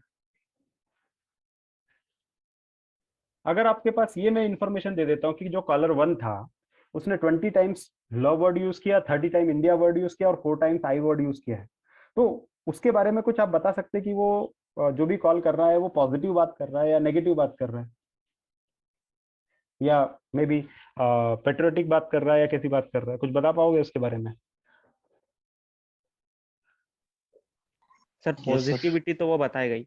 बताएगा ही, क्योंकि उसने 20 बार लव वर्ड यूज किया है, हेट वर्ड यूज कहीं किया ही नहीं है, आई डोंट लव ऐसा करके कुछ भी नहीं किया है, मतलब नेगेटिव वर्ड कहीं पे भी नहीं है। तो ये तो समझ में आ गया कि भाई यहाँ पे कहीं ना कहीं पॉजिटिव बात कर रहा है, इंडिया के बारे में बात कर रहा है और अच्छी बात कर रहा है। मतलब आप कहीं ना कहीं इस बात को जज कर पा रहे हैं कि यार जो भी ये बात कर रहा है वो अच्छी बात कर रहा है, ठीक है। जबकि दूसरा कॉलर जो था उसने लिखा आई लव पिज्जा, तो अब आई तो हमारे पास है, लव भी हमारे पास है, पर पिज्जा नाम का कुछ चीज यहाँ पे कॉलम है नहीं, तो हमको यहाँ पे एक पिज्जा नाम का कॉलम भी बनाना पड़ेगा, पिज्जा नाम का कॉलम भी बनाना पड़ेगा। तो पिज्जा नाम का कॉलम आपने बनाया यहाँ पे। अब क्योंकि ये पूरा की पूरा एक ही डेटा सेट है, तो इंडिया वर्ड तो उसने कुछ यूज नहीं किया, उसने आई का यूज किया है may be let's say 3-4 bar, love का यूज किया है 10 बार, इंडिया यूज नहीं किया और पिज्जा यूज किया हुआ है मे बी 20 टाइम्स जो भी है। तो अगेन आप यहाँ पे देख के ये बता सकते हैं कि यार ये भी जो है वो पॉजिटिव बात कर रहा है, बट पॉजिटिव जो भी बात कर रहा है वो पिज्जा के बारे में, मतलब पिज्जा भी है उसके वर्ड्स के अंदर और इंडिया नहीं है, मतलब कहीं ना कहीं ये ज्योग्राफी से रिलेटेड तो कुछ भी नहीं है, इंडिया से रिलेटेड तो कुछ भी बात हो नहीं रही है यहाँ पे। जो भी बात हो रही है वो कुछ खाने के आइटम से बात हो रही है, पिज्जा से बात हो रही है, क्योंकि पिज्जा हमारे पास पता है कि वो खाने का आइटम है, राइट। तो यहाँ पे हम ये बोल सकते हैं कि positive word about something, pizza और समथिंग लाइक दैट। तो क्या होता है ना कि जब भी हमारी जो कन्वर्सेशन होती है, let's say for a telecom company, अब आप टेलीकॉम कंपनी के बारे में बात करेंगे तो टेलीकॉम कंपनी के अगर इस तरह के जो फीचर्स आपने बनाए थे उसके अंदर आपने लिख दिया आई am not satisfied with your network bandwidth, calls get disconnected continuously, ऐसा करके कुछ लिखा हुआ है। अब जब इसका हम लोग बनाएंगे पूरा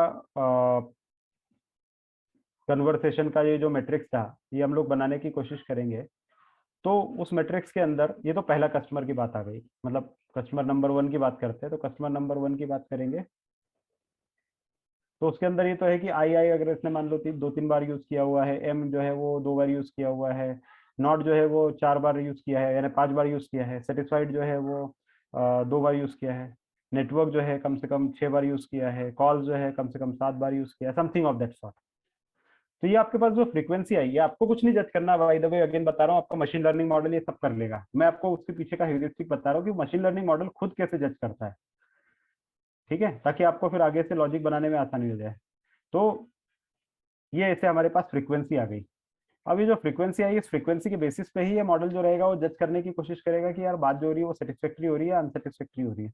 तो उसने देखा यार नॉट वर्ड जो है वो काफी बार आ रहा है, मतलब somewhere person is talking something on negative side, talking negative side based on network and call quality, something like that, and disconnect is also a negative word, ठीक है। तो कहीं ना कहीं ये बता पाएगा कि नॉट सेटिस्फाइड।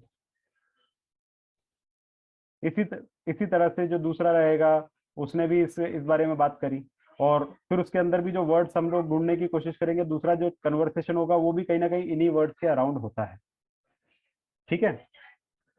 मतलब क्या हुआ कि जब आपने मशीन लर्निंग मॉडल ट्रेन करने की कोशिश करी तो जो भी हमारा पैराग्राफ था उस पैराग्राफ के अंदर जितने भी वर्ड्स थे उन वर्ड्स के आपने पहले तो क्या करा, टोकन्स बनाए, और टोकन्स बनाने के बाद उन टोकन्स को हमने एज अ कॉलम यानी एक्स वेरिएबल ट्रीट करने की कोशिश करी। तो एक्स वेरिएबल हमारे पास क्या हो गया कि जो भी वर्ड्स हमारे पास आए हैं कन्वर्सेशन के अंदर वो हमारे एक्स वेरिएबल है, और वाई वेरिएबल उसका जो भी रिजल्ट है वो आता है, ठीक है। और इधर हम लोग क्या करते हैं, तो इधर हम लोग सिर्फ और सिर्फ उन वर्ड्स की फ्रीक्वेंसी जो रिपीट हो रही है वो बताते हैं, ठीक है। तो इस तरह का जो हमारा डेटाबेस आता है, उस डेटाबेस पे फिर मॉडल की हम लोग ट्रेनिंग करते हैं। समझ आया कैसे वर्क होता है ये? अभी और भी बहुत सारी चीजें अचीव तो कर लिया कि मशीन लर्निंग मॉडल में कैसे फिट कर दोगे, बट फिट करने के बाद उससे ऑप्टिमल परफॉर्मेंस कैसे लाओगे वो अलग चीज है बताने की। बट फिट कैसे कर देते हैं मशीन लर्निंग मॉडल में, समझ में आया? Yes sir.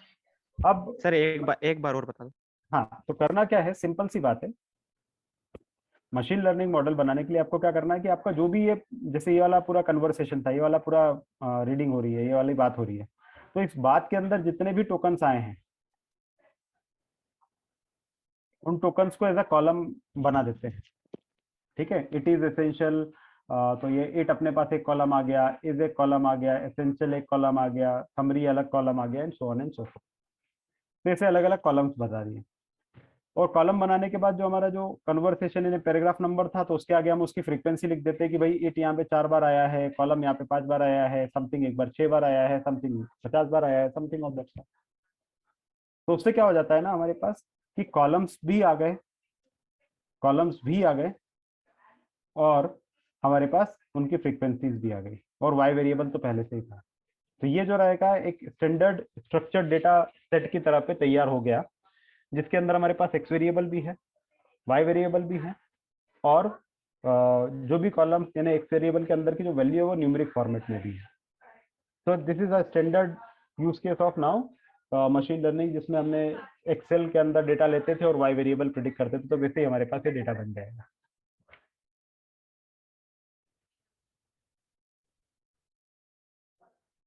ठीक है, समझ आया? Yes sir. है ना? अब डेटा तो वैसा ही आ गया। अब डेटा वैसा आने के बाद आगे क्या किया जाए? अब आगे अगला हमारे पास चैलेंज क्या है कि ये जो डेटा बना है, ये जो डेटा बना है, इस डेटा की एक प्रॉब्लम है। मतलब एक बड़ी प्रॉब्लम तो सॉल्व हो गई कि भाई वाई और एक्स वेरिएबल आपके बन गए, this is a bigger problem जो कि सॉल्व हो चुकी है। बट दूसरी प्रॉब्लम क्या है कि जब इस तरह की हमारे पास पूरा पैराग्राफ रहेगा तो इसमें बहुत सारे टोकन्स होते हैं, 1 2 3 4 5 6 7 ऐसे करके। लेट्स से यहाँ पे 500 टोकन है, 500 वर्ड है, तो यहाँ पे 500 कॉलम कौन बनाएगा? अगर आपने 500 कॉलम बना लिए तो आपका मशीन लर्निंग मॉडल तो बहुत ज्यादा टाइम लेगा रन होने में। और फिर उसके बाद यहाँ पे 500 यूनिक वर्ड हमारे पास है। सपोज अगर 500 यूनिक वर्ड यहाँ पर है, 300 यूनिक वर्ड यहाँ पे है जो कि इधर रिपीट नहीं होते, तो 500 प्लस 300 800 हो गए। 800 प्लस 100 किसी और पैराग्राफ के अंदर होंगे, फिर उसके बाद 50 अगले और किसी पैराग्राफ में होंगे। तो ऐसे करके हमारे पास कॉलम्स यानी फीचर्स यहाँ पे बढ़ते जाएंगे, और फीचर्स अगर बढ़ते गए तो क्या होगा प्रॉब्लम कि फिर आपका मशीन लर्निंग मॉडल तो कोई काम ही नहीं करेगा, क्योंकि बहुत स्लो हो जाएगा। मैंने आपको बताया कि जितने ज्यादा फीचर्स रखोगे, जितने ज्यादा कॉलम्स रखोगे, मॉडल उतना ही स्लो और पूर परफॉर्म करेगा। तो मॉडल तो आपका परफॉर्म नहीं कर पाएगा। रीजन है कि आपने बहुत सारे इररिलेवेंट कॉलम्स को थ्रो कर दिया है मॉडल के अंदर। तो क्या किया जाए, मॉडल को अच्छा कैसे परफॉर्म किया जाए? क्या एम है हमारा? सिलेक्शन। स्टॉप वर्ड रिमूव करना पड़े, फीचर्स को कम किया जाए, यानी कॉलम्स को कम किया जाए, ये हमारा एम बन गया। अब कॉलम्स को कैसे कम किया जाए, यानी फीचर्स को कैसे कम किया जाए, यानी टोकन्स को कैसे कम किया जाए। जितने सिर्फ काम के टोकन से वही यहाँ पे डाले जाए, बाकी सारे बेकार के जो टोकन से उनको हटा दिया जाए। जैसे आई लव पिज्जा जो लिखा हुआ था, या आई लव इंडिया जो लिखा हुआ था, तो इसके अंदर जो काम के टोकन से सिर्फ वही डाले जाए, बाकी सब हटा दिए जाए। ठीक है, तो वो कैसे हटाए जा सकते हैं? उनको हटाने का एक और तरीका होता है।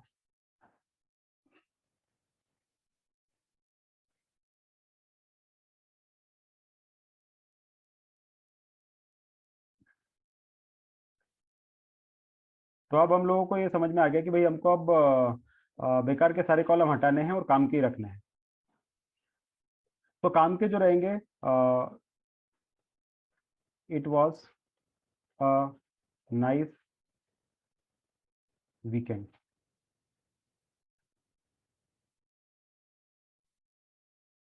You are looking very good.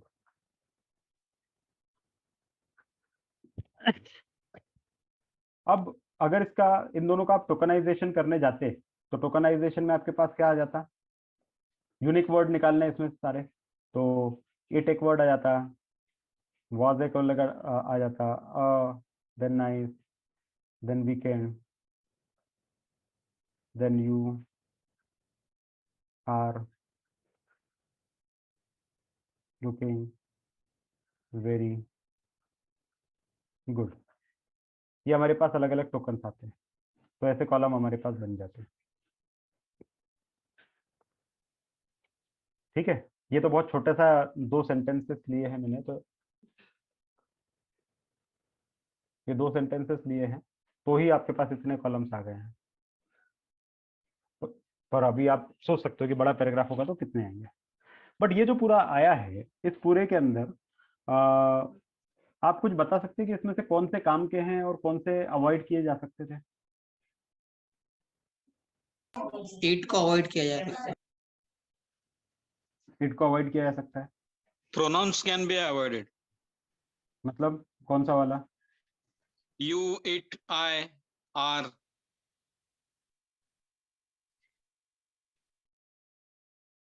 ये तो सब कनेक्टर्स हैं, जो मैंने स्टार्स लगाया है सब तो सिर्फ कनेक्टर्स है, मतलब वो सिर्फ सेंटेंस को कंप्लीट करने के लिए दिया हुआ है।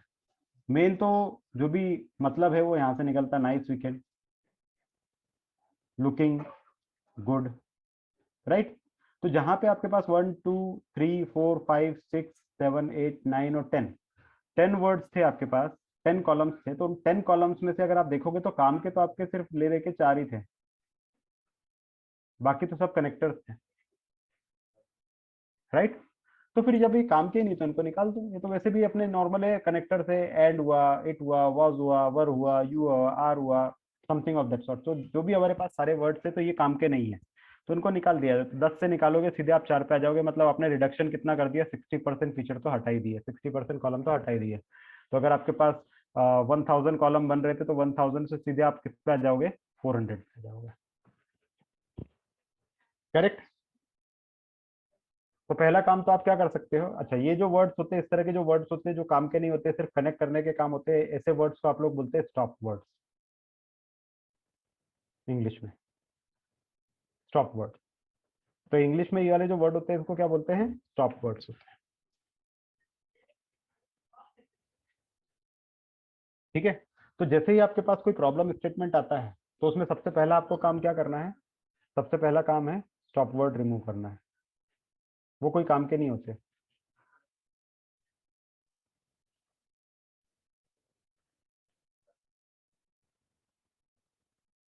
ठीक है, स्टॉप वर्ड रिमूव कर सकते हो। अब स्टॉप वर्ड तो आपने रिमूव कर दिए, और क्या हो सकता है, और एक बार परेशानी आती है, किस तरह की आती है, you are looking very good,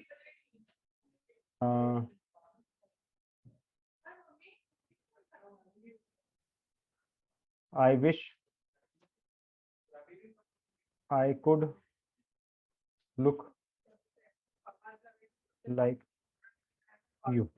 अब ये वर्ड है साथ में, तो अभी इसके अंदर ऑफ कोर्स हमारे पास कुछ कुछ वर्ड है जिनको तो डायरेक्ट रिमूव कर सकते हैं, जैसे आई को हटा सकते हो, आई को हटा सकते हो, कुड को हटा सकते हो, यू को हटा सकते हो, पर जो बचे हुए हैं उनको आपको रखना पड़ सकता है। तो जैसे विश को आपने रख लिया, लुक को रख लिया, लाइक को रख लिया, समथिंग ऑफ दैट सॉर्ट, मतलब इसमें से भी आप चाहिए तो कुछ कुछ हटा सकते हो, not a very good thing, but ये 3 अभी ये पूरा सेंटेंस जो है इसके अंदर से आपने ये 3 वर्ड्स को ऐड कर दिया। अब ये जो 3 वर्ड्स को ऐड किया तो इसमें एक चीज आपने नोट करी कि यहाँ पर हमारे पास है लुक और यहाँ पे हमारे पास है लुकिंग, एक तरफ आपने लिखा है लुक, दूसरी तरफ लिखा है लुकिंग। क्या क्या ये अलग अलग मीनिंग कन्वे करते हैं या सिमिलर मीनिंग कन्वे करते हैं? इन a way Similar. Sir similar ही है सर, एक टाइप से तो अगर लुक रूट बोलो, वर्ड लुकिंग देखें। बोलो, ऑफ कोर्स वो प्रेजेंट पास्ट टेंस वगैरह की बात अलग हो जाती है, बट लुक बोलो, लुकिंग बोलो, पर दोनों जो है वो पॉजिटिव चीज दोनों जो है वो चीज ये बताते हैं कि भाई कुछ दिखने से जैसी चीज रिलेटेड है, ये it is something related to looking at somebody.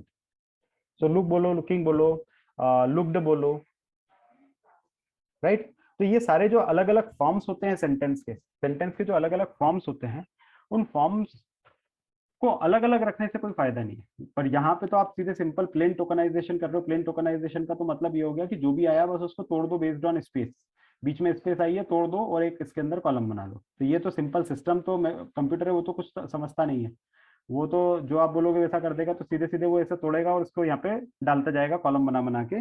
But in a वे उससे आपको एक छोटा सा यहाँ पे नुकसान हो गया है। तो ये जो लुकिंग है और जो लुक है ये काम के नहीं है। इनको दोनों को दो अलग अलग काउंट करने की जरूरत नहीं, इसको एक ही काउंट कर सकते हैं हम लोग। और वो है उसका बेस फॉर्म। तो बेस फॉर्म है उसका लुक, तो लुक लिख दो। तो लुक जैसे ही आप लिखोगे तो लुकिंग भी आ जाएगा उसके अंदर, लुक्ड भी आ जाएगा और लुक का कोई अदर फॉर्म भी आ जाएगा, राइट। तो जो भी हमारे वर्ड्स रहते हैं उनको उनके बेस फॉर्म में कन्वर्ट करना होता है। और जो भी वर्ड्स है उनको बेस फॉर्म में कन्वर्ट करने की जो प्रोसेस होती है उसको हम लोग बोलते हैं लेमेटाइजेशन। ठीक है, तो एक तो आपने पढ़ा था टोकनाइजेशन क्या हुआ और दूसरा क्या हो गया, लेमेटाइजेशन क्या हो गया। तो लेमेटाइजेशन एंड टोकनाइजेशन ये बहुत इंपॉर्टेंट प्रोसेस होती है। तो लेमेटाइजेशन मतलब क्या हुआ कि जो भी हमारा वर्ड रहता है उसको उसके लेमाज में कन्वर्ट कर देते हैं। लेमा मतलब बेस फॉर्म बोलते हैं। तो लेमेटाइजेशन की प्रोसेस हुआ। समझे लेमेटाइजेशन क्या होता है? लेमेटाइजेशन मतलब जो भी वर्ड है उसको उसके लेमा में कन्वर्ट करना, मतलब उसके बेस फॉर्म में लाना। ठीक है, एक टर्म और होती है जिसको बोलते हैं स्टेमिंग।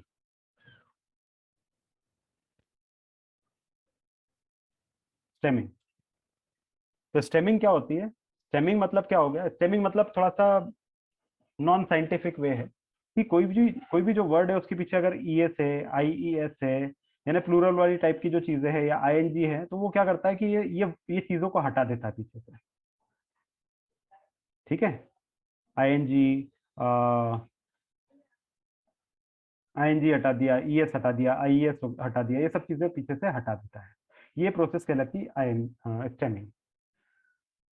ठीक है, तो स्टेमिंग समझ में आया। अब लेमेटाइजेशन क्या होता है और स्टेमिंग क्या होता है? तो लेमेटाइजेशन मतलब मोर साइंटिफिक वे है कि किसी को उसके बेस फॉर्म में लाना। अब कुछ कुछ वर्ड होते हैं जिनको जब आप प्लूरल लिखने की कोशिश करते हैं तो वर्ड की पूरी स्पेलिंग ही चेंज हो जाती है। होती है ऐसे, लाइक कोई ऐसा वर्ड बताओ जिसमें पीछे से वाई हट के आईएस लग जाता है। लेडीज, लेडी और लेडीज, अच्छा हाँ। मैंगोज। तो अभी इसके अंदर अगर आप देखोगे तो स्टेमिंग क्या करेगा यहाँ पे? स्टेमिंग पीछे से आईएस जो रहेगा वो हटा देगा ताकि वो उसके बेस फॉर्म में ला पाए। स्टेमिंग का मतलब है कि पीछे से ऐसी चीजें हटा दो ताकि वो बेस फॉर्म में आ जाए। बट अगर इसके अंदर से आप आईएस हटा दोगे तो जो लेडीज वर्ड था उसमें से आईएस हटा दोगे तो आपके पास क्या बन जाएगा? ये बन जाएगा, which is not a word actually. हम चाह रहे थे ये बनाना बट बन गया ये, जो एक्चुअली फंक्शनली गलत है, राइट।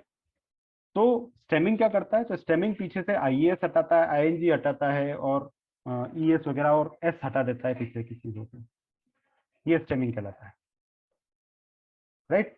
और लेमेटाइजेशन क्या होता है? तो लेमेटाइजेशन इसको बेस फॉर्म में कन्वर्ट करता है। तो बेस फॉर्म में कैसे कन्वर्ट करेगा? तो लेमेटाइजेशन इसको प्रॉपरली लेडीज वाला जो वर्ड है वो लेगा और उसको लेडी में कन्वर्ट कर देगा।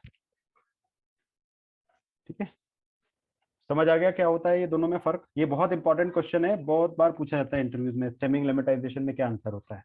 तो आपको बताना है कि लेमेटाइजेशन जो रहता है वो वर्ड को उसके बेस फॉर्म में मतलब लेमा में कन्वर्ट करता है। हाउएवर स्टेमिंग क्या करता है? तो स्टेमिंग पीछे से ईएस, आईएस, ईवाई इस तरह के जो वर्ड्स होते हैं वो हटाता है। ठीक है, तो हम लोग नॉर्मली स्टेमिंग यूज नहीं करते, लेमेटाइजेशन यूज करते हैं। क्लियर हुआ? Yes sir. सर स्टेमिंग और लेमेटाइजेशन में क्या डिफरेंस रहेगा? मतलब दोनों केसेस में हम रिमूव ही कर रहे हैं ना? बट स्टेमिंग में जैसे मैंने बताया कि स्टेमिंग क्या करता है, तो स्टेमिंग पीछे से देखता है कि आखिर सफिक्स जो है वो आईएनजी सफिक्स लगा है क्या, ईएस सफिक्स लगा है क्या, आईईएस सफिक्स लगा है क्या, या एस सफिक्स है क्या वर्ड के, यानी वर्ड के पीछे ये वर्ड थे क्या। अगर ये वर्ड से तो इनको सीधे हटा देता है ताकि जो भी हमारा वर्ड है उसको उसके बेस फॉर्म में लाया जा सके। तो अब जैसे हमारे पास वर्ड है लेडीज, तो लेडीज में पीछे आईएस लिखा है तो उसको वो हटा देगा, आईएस को हटा देगा। आईएस को अगर लेडीज में से हटा दिया तो आपके पास बचा क्या, एलईडी। तो एलईडी क्या कोई वैलिड वर्ड है क्या? पर्पस तो हमारा ये लाने का था बट एलईडी बन गया, करेक्ट। ये स्टेमिंग करता है। जबकि लेमेटाइजेशन क्या करता है, तो लेमेटाइजेशन प्रॉपरली डिक्शनरी वगैरह या इंग्लिश लैंग्वेज से कन्वर्ट करके लेडीज को उसके बेस वर्ड में लाके देता है, यानी कोई भी वर्ड है उसको उसके बेस वर्ड में लाके देता है। ये दोनों का अंतर है, ठीक है। Yes sir. तो अभी फीचर्स हटाने के लिए आपने स्टॉप वर्ड्स को रिमूव किया। स्टॉप वर्ड मतलब ये इस तरह के जो वर्ड होते हैं उनको स्टॉप वर्ड्स बोला जाता है, तो स्टॉप वर्ड्स को रिमूव किया। दूसरा आपने क्या करा, लेमेटाइजेशन किया। लेमेटाइजेशन किया मतलब ये किया, अलग अलग फॉर्म्स जो थे वर्ड के उनको एक जैसे फॉर्म में लिया है। और कैसे फीचर रिड्यूस कर सकते हो?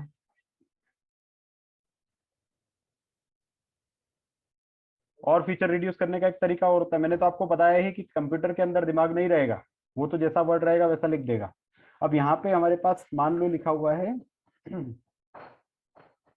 लुक, ऐसा कैपिटल लेटर में, और यहाँ पे लिखा है पूरा कहीं ना कहीं स्मॉल लेटर में लुक। तो भी जो रहता है कंप्यूटर इनके दो अलग अलग फीचर्स बना देता है, एक कैपिटल लेटर वाला लुक और एक स्मॉल लेटर वाला लुक, ये दो अलग अलग बना देगा। तो ये भी काम का नहीं है, दो अलग अलग नहीं बनने चाहिए, बात तो एक ही बोल रहा है, बस एक कैपिटल लेटर में दूसरा स्मॉल लेटर में है।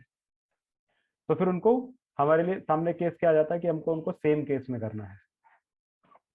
नॉर्मली स्मॉल केस में करते हैं हम लोग, तो सबको फिर क्या कर देते हैं, सेम केस में कर देते हैं, सबको स्मॉल लेटर में कन्वर्ट कर देते हैं। तो लेटर में कन्वर्ट करना, ठीक है। ये तीसरा हमारे पास वर्ड आ गया, तीसरा प्रोसेस हो गया। पहला आपने स्टॉप वर्ड रिमूव किए, दूसरा लेमेटाइजेशन किया, तीसरा क्या किया आपने, फॉन्ट यानी केस कन्वर्शन कर दिया। चौथा क्या होता है कि अगर कुछ भी आप लिख रहे हैं तो उसके बीच में पंक्चुएशंस लगे रहते हैं, जैसे कॉमा हुआ, फुल स्टॉप हुआ, या फिर एक्सक्लेमेटरी मार्क हुआ। तो ये जो चीजें रहती है, ये चीजें भी यहाँ पे एक एक टोकन की तरह कंसीडर हो जाती है, लाइक कॉमा ऐसा, क्वेश्चन मार्क ऐसा आ जाएगा। तो ये जो चीजें होती है इनको बोला जाता है पंक्चुएशंस। पंक्चुएशंस भी आपको रिमूव करने होते हैं, पंक्चुएशंस भी रिमूव करने होते हैं, ठीक है। कई बार अगेन ये मैं आपको बता रहा हूं, पर ये ऐसा थंब रूल नहीं कि हर बार यही करोगे आप, समझे। हर बार ये नहीं करना, अपने को प्रॉब्लम देख के समझना है। कई बार ऐसी भी प्रॉब्लम्स हो सकती है जिसमें हो सकता है कि पंक्चुएशंस इंपॉर्टेंट हो, या कुछ ऐसी प्रॉब्लम हो सकती है जिसमें स्टॉप वर्ड इंपॉर्टेंट हो, तो आप उसको फिर रख सकते हैं अपने केस पे। अपनी मशीन लर्निंग पाइपलाइन में आप उसको फिर नहीं डालोगे, ठीक है। बट ये जनरल प्रैक्टिस आपको बता रहा हूँ, केस टू केस वेरी करती है। कभी कभी आपके पास ऐसे केसेस हो सकते हैं जिसमें पंक्चुएशंस का इंपॉर्टेंस हो। फिर उसके बाद जैसे न्यूमेरिक वर्ड रहते हैं, नंबर्स रहते हैं, तो नंबर्स को लोग रिमूव कर देते हैं। फिर कई बार जो रहता है HTTP वाला जो रहता है, यानी वेब लिंक जो रहता है, वो हटा देते हैं। वेब लिंक की जरूरत नहीं होती कई बार, HTTPS वगैरह। ये इससे आपको क्या समझ में आएगा, वेबसाइट से www.google.com।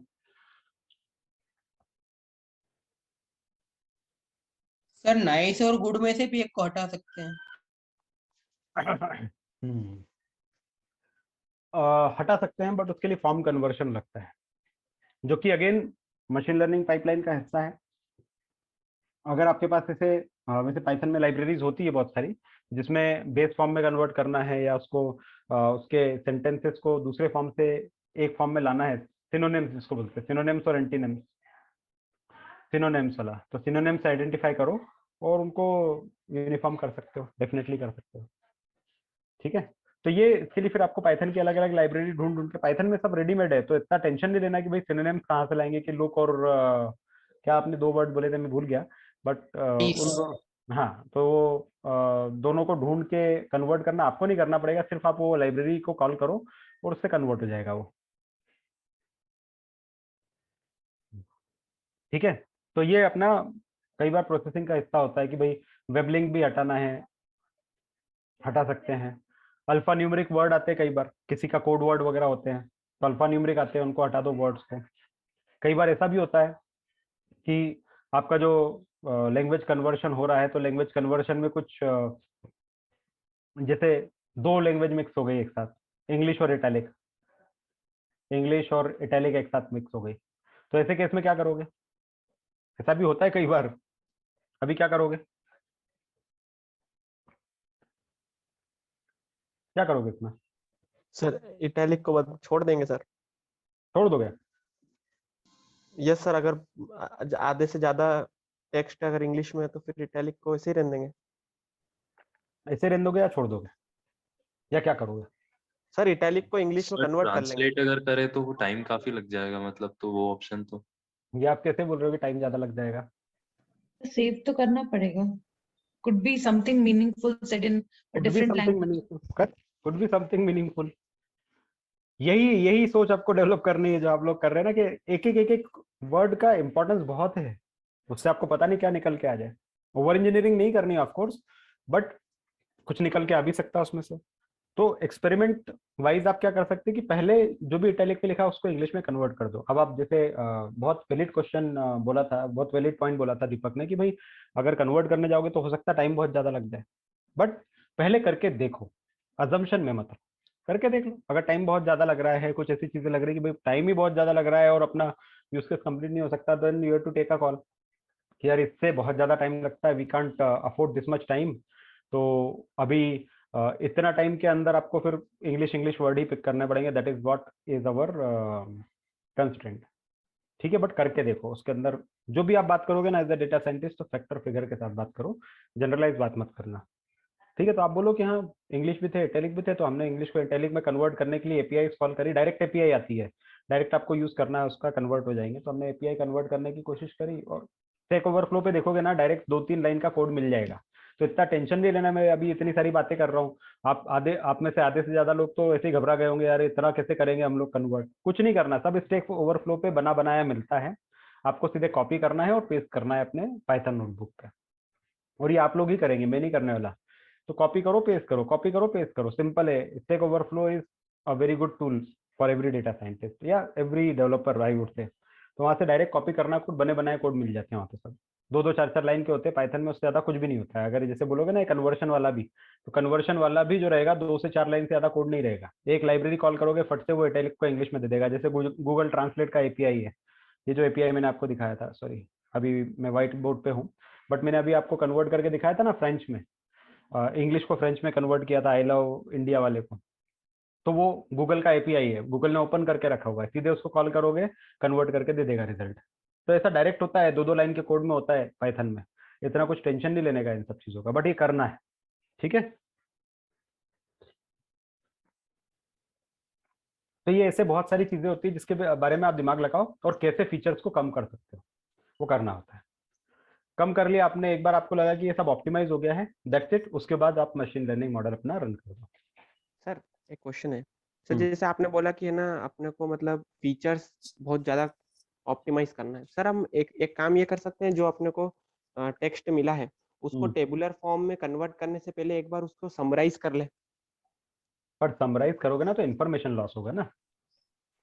आइडिया अच्छा है, बट प्रॉब्लम है ना कि समराइज करोगे तो वो भी मशीन लर्निंग मॉडल के थ्रू ही समराइज होगी। Yes sir. और उसमें फिर इन्फॉर्मेशन लॉस का चक्कर है। Okay sir. सर एक मेरा डाउट है, सर हम आजकल एसक्यूएल में भी 2 तरह के डेटाबेस यूज करते हैं, नो एसक्यूएल और एसक्यूएल।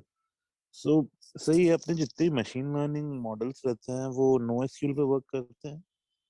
नहीं भाई, मशीन लर्निंग मॉडल जो है ना, सिंपल सी बात है, एक ही चीज पे काम करते हैं और वो होता है न्यूमेरिक डेटा और कॉलमनर डेटा। ओके, somehow आपको उसमें कन्वर्ट करना है आपके मॉडल को। ठीक है, तो बेसिक अपना हर मशीन लर्निंग मॉडल का ये कि उसको कॉलम में चाहिए, भले ही आप उसको कितना ही अनस्ट्रक्चर्ड डेटा पे काम करते ऐसा करके बोल दो, बट अंडर द हुड जो है ना वो अनस्ट्रक्चर्ड डेटा को भी पहले स्ट्रक्चर में ही कन्वर्ट करता है पीछे पीछे, और फिर अपना मशीन लर्निंग मॉडल में डालता है। सो लाइक मैंगो डीबी है जैसे, तो वो इमेजेस और ये सब की डेटा सेव करके रखता है। मैंगो नहीं है, मंगो है वो। हाँ ओके सॉरी। और हाँ, जो आपने बोला ना कि वो कंटिन्यूअस डेटा स्ट्रक्चर करता है, बट वो ठीक है, बट वो लाने के बाद भी अपने को कन्वर्ट तो इसी में ही करना पड़ेगा। ओके, जैसे आप जो समझो ना कि अभी एक linear regression equation, basic concept समझो कि अगर आपका लॉजिस्टिक रिग्रेशन है या लीनियर रिग्रेशन इक्वेशन, तो आगे अब वो जो लीनियर रिग्रेशन रिग्रेशन इक्वेशन आपका है, उसके अंदर काम कैसे करेगा लॉजिस्टिक रिग्रेशन या लीनियर रिग्रेशन? उसकी तो इक्वेशन तो वही है ना, y equal to beta 0 plus beta 1 x1 plus beta 2 x2। Okay. अब इसके अंदर x1 x2 x3 जब तक आप डालोगे नहीं तब तक ये काम करेगा ही नहीं। और x1 x2 x3 क्या है? वो नंबर है। तो बिना नंबर के तो आपका वैसे ही काम नहीं करेगा ये। ओके। और दूसरा उसमें आपको x1 x2 x3 भी चाहिए। अब आप डेटा स्टोर करने का जो भी तरीका आप बोल रहे हो, MongoDB जो कि की वैल्यू पेयर में स्टोर करता है डेटा को, ऐसा बड़ा सा डेटा इसने स्टोर कर दिया है, पास कर दो इसके अंदर। अब कहाँ है इसमें x1 क्या है आपका, x2 क्या है, x3 क्या है, बताओ मुझे। सिस्टम बोलेगा कहाँ है इसमें x1 x2 x3, नहीं है, मैं फेल हो गया। सीधे मशीन लर्निंग मॉडल बोलेगा मैं फेल हो गया, मैं फिर से फेल हो गया। तुम बार बार ये वाला डेटा डाल रहे हो। तो उसको चाहिए x1 x2 x3। और ये x1 x2 x3 ही नहीं चाहिए, उसके साथ में ये न्यूमेरिक भी होना चाहिए। तो फिर ये आपका काम है एज एन इंजीनियर कि ये जो आया ना, उसको पहले तुम कन्वर्ट करो x1 x2 x3 में, और फिर उसको बाद उसको न्यूमेरिक में कन्वर्ट करो, फिर उसको दो, तो मशीन लर्निंग मॉडल खुशी खुशी इसके ऊपर मॉडल रन करेगा और अच्छे से अच्छा परफॉर्मेंस देगा। नहीं तो वो बोलेगा फेल हो गया।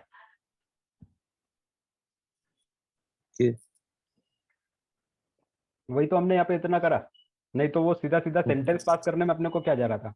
वो तो MongoDB क्या, वो तो स्ट्रक्चर्ड फॉर्मेट पे भी आपको मिल जाता, मैं दे देता आपको कॉलम फॉर्मेट में, और मॉडल रन ही नहीं होता आपका। तो फिर ये जो फेसबुक है, इन लोगों पे फिर मशीन लर्निंग इम्प्लीमेंटेड होती है कि है ना बाबा, ये सब तो उसी पे ही काम कर रहे ना, यही तो अपने ड्राइवर है मशीन लर्निंग के। गूगल वो का कैसे अप्लाई करते वो भी हैं? तो यही मतलब करते हैं, यही वो चलता पहले है। हर चीज में यही चलता है, ट्विटर हुआ, फेसबुक हुआ, लिंक्डइन हुआ, सब लोग क्या करते हैं, आपका जो फ्री टेक्स्ट होता है उसको पकड़ते हैं, उसको स्पार्क क्लस्टर में डाल के फिर उसके फीचर्स में कन्वर्ट करते हैं, जैसे हमने किया हुआ है। और फीचर में कन्वर्ट करने के बाद मशीन लर्निंग मॉडल लाते हैं सेंटिमेंट एनालिसिस वगैरह के लिए। यही होता है पीछे पीछे, और कुछ नहीं है।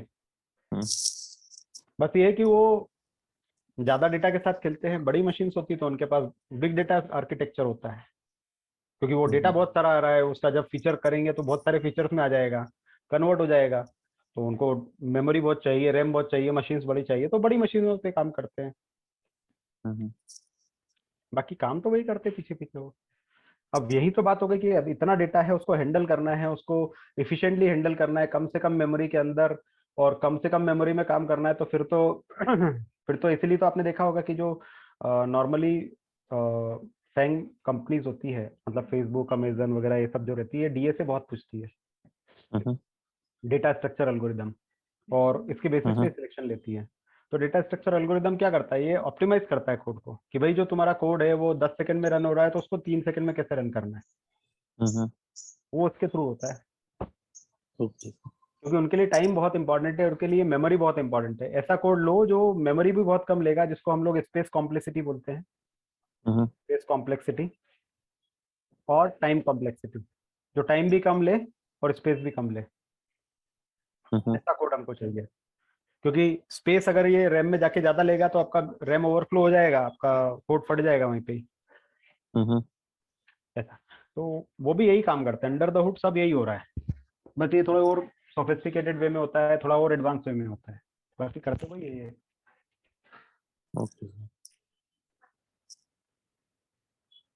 ठीक है। तो इस तरह से डेटा प्री प्रोसेसिंग पाइपलाइन, ये पाइपलाइन बोलते हैं हम लोग। पाइपलाइन का मतलब क्या होता है ना, समझ रहे हो?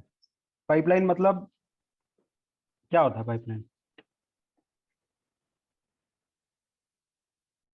आपने भी देखा होगा ना, अपने घर में लगी होगी पाइप वगैरह। सर चैनल होता है, एक के बाद दूसरा, दूसरे के बाद तीसरा, और क्या है। तो पाइपलाइन भी वही होता है कि एक पाइप आया, उसमें कुछ कुछ हुआ, वो कनेक्ट हो गया दूसरे पाइप से, फिर उसमें कुछ कुछ हुआ, फिर वो तीसरे पाइप से कनेक्ट होगा, उसमें कुछ कुछ होगा। ये तो पाइपलाइन होती है। तो आपने डेटा यहाँ से लिया, उसका ईडीए किया, डेटा प्री प्रोसेसिंग किया, ठीक है, फिर डेटा कन्वर्शन किया, फिर उसके बाद आपने क्या बताया, मॉडल ट्रेन किया, मॉडल ट्रेन किया, फिर प्रिडिक्शन किया, मॉडल प्रिडिक्शन किया, और ऑप्टिमाइजेशन किया। यही तो पाइपलाइन होती है, और इसको बोलते हैं ML pipeline, machine learning pipeline. और क्या है? तो वर्ड है, नई नई टर्म्स है सिर्फ डराने के लिए, कुछ भी नहीं है। एमएल पाइपलाइन, अगर आपसे कोई बोलता है कि आपने कभी एमएल पाइपलाइन बनाई, बोलना रोज बनाते हैं, होता कुछ नहीं, यही तो होता है। ईडीए रोज करते ही हो आप, डेटा प्री प्रोसेसिंग करते ही हो, डेटा क्लीनिंग हर बार करते ही हो, डेटा कन्वर्शन भी हर बार करते हो, मॉडल को ट्रेन भी करते हो, उससे प्रिडिक्शन भी करते हो, उसकी ऑप्टिमाइजेशन भी करते हो, रिट्रेनिंग भी करते हो, तो करते ही तो हो।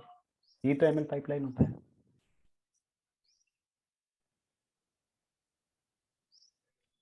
ठीक है, चलो अभी इसमें और कोई क्वेश्चन हो तो पूछो। सर एक बार स्टैक ओवरफ्लो का बता दीजिए, कैसे ढूंढते हैं उसमें? कैसे ढूंढते हैं? देखो, गूगल नाम की एक चीज होती है, उस पर अपने को जाना है, ठीक है। और एक मिनट, इसको हटा दो जरा मैं। अच्छा हाँ, स्क्रीन स्विच करना थोड़ा सा दिक्कत है। हाँ, तो गूगल नाम की एक चीज होती है, यहाँ पे डालना है। अब सपोज आपको कोड कौन सा चाहिए बताओ? वॉइस टू टेक्स्ट कन्वर्शन, है ना, पाइथन में कोड चाहिए,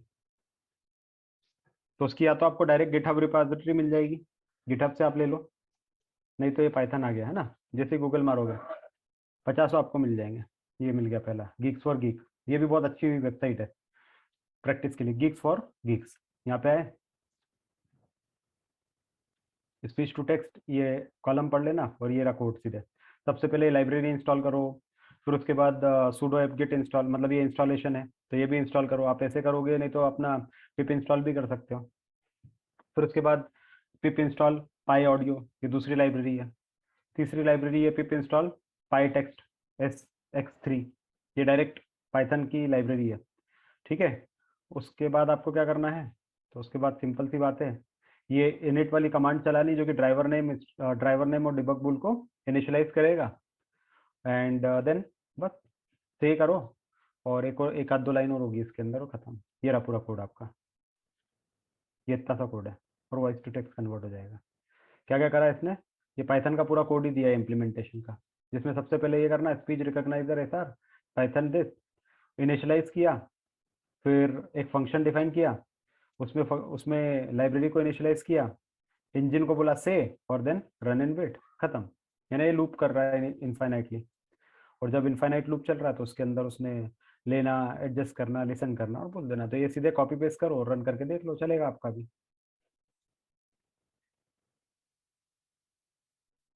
Hey buddy, how are you? ये देखो कन्वर्ट हो गया, हाय बडी हाउ आर यू आ गया।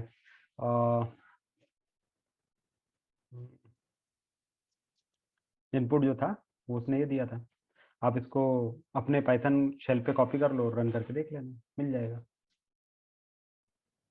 ठीक है, यस। ये अलग कोड है, ऐसे बहुत सारा, कुछ भी तुमको चाहिए सब मिल जाएगा उस पे। अरे आजकल बहुत आसानी से मिल जाता है, तो इतना टेंशन नहीं लेना है। कोई बोलोगे ना कि वॉइस को टेक्स्ट में कन्वर्ट करना है, बोला हाँ हम रोज करते हैं, कोई बड़ी बात नहीं है, ठीक है। बट हाँ, प्रैक्टिस करोगे तो मजा आएगा इन सब चीज़ों में। ऐसे ही जो दूसरी चीज़ें मैंने बोली थी कि सिनोनिम वगैरह निकालना है, तो सिनोनिम निकालने के लिए कैसे करेंगे? मैं लिख दो सिनोनिम्स पाइथन लाइब्रेरी, कोड भी ले लो, जो भी लेना है। स्टैक ओवरफ्लो लिख दोगे आगे तो स्टैक ओवरफ्लो आ जाएगा। ये देखो जैसे ही आप डालोगे ना, तो पहला सजेशन ही स्टैक ओवरफ्लो से आया है, और यहाँ पे स्टैक ओवरफ्लो में क्वेश्चन पूछे हुए हैं। Is there any API library for Python that will get me the synonyms of a word? For an example, if I have word house, will it return building, domicile, mention something? ये बहुत important है। हाँ, कई सारे projects में मैंने use किया हुआ है इसको, सिनोनिम्स वाला, वो लगता है कई बार थेसोरेसिस वगैरह जो रहते हैं ना उसके लिए। तो ये देखो, ये 2 लाइन का कोड है, ठीक है। थोड़ा सा इसमें 2-4 मिनट लग सकते हैं आपको इसको कोड को रन करने में, क्योंकि लाइब्रेरी इंस्टॉल करना होगा, थोड़ी इधर उधर की चीजें हो सकती है, बट स्ट्रेट फॉरवर्ड 2-3 लाइन का कोड है। ये एक और है। तो जैसा मैं आपको बताया कि बहुत सिंपल है, ये देखो 2 लाइन का कोड डाल दिया आपके उसमें, होगा कन्वर्ट, क्या है, समझे? कोई डाउट?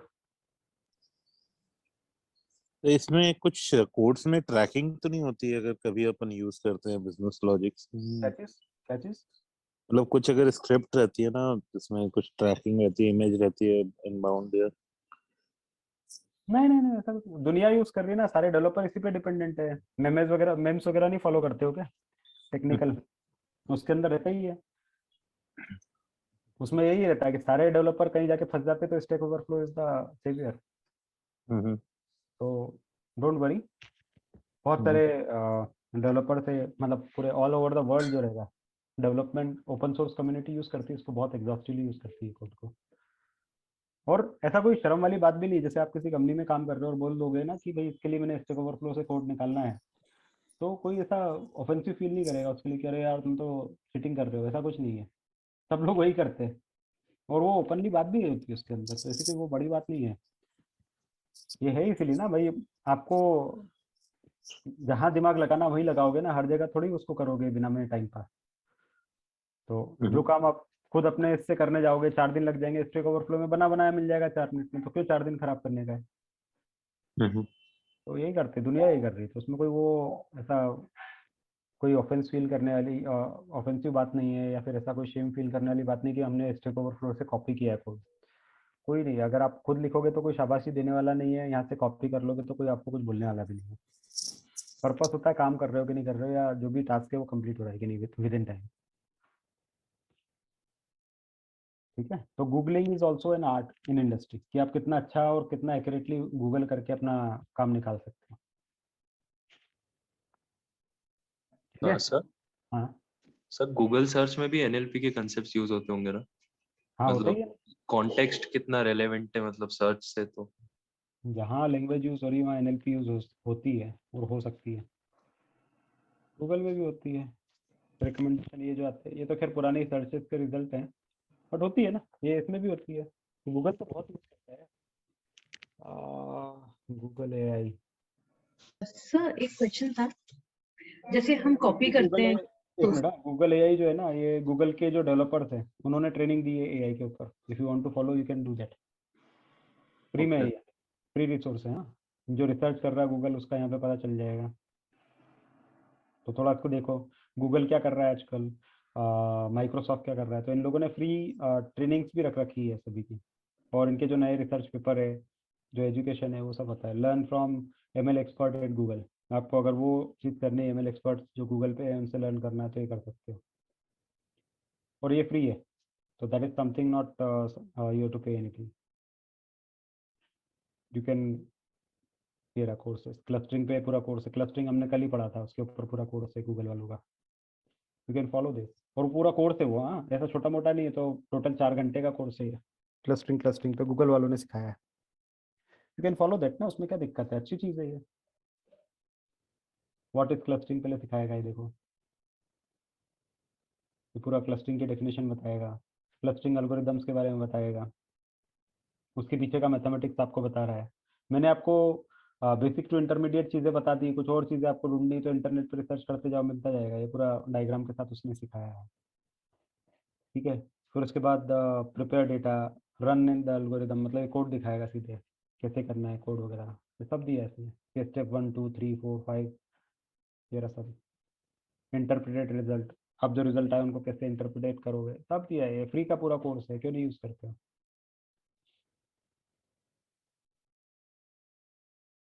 ठीक है, की मीन्स के एडवांटेज डिसएडवांटेज जो है वो भी दिए हैं कि कहाँ यूज़ होता है, ये आपके लिए बहुत इंपॉर्टेंट है।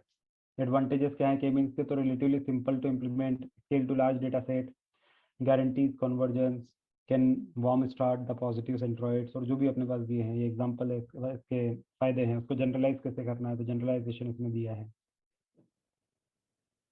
डिसएडवांटेजेस दिए हैं।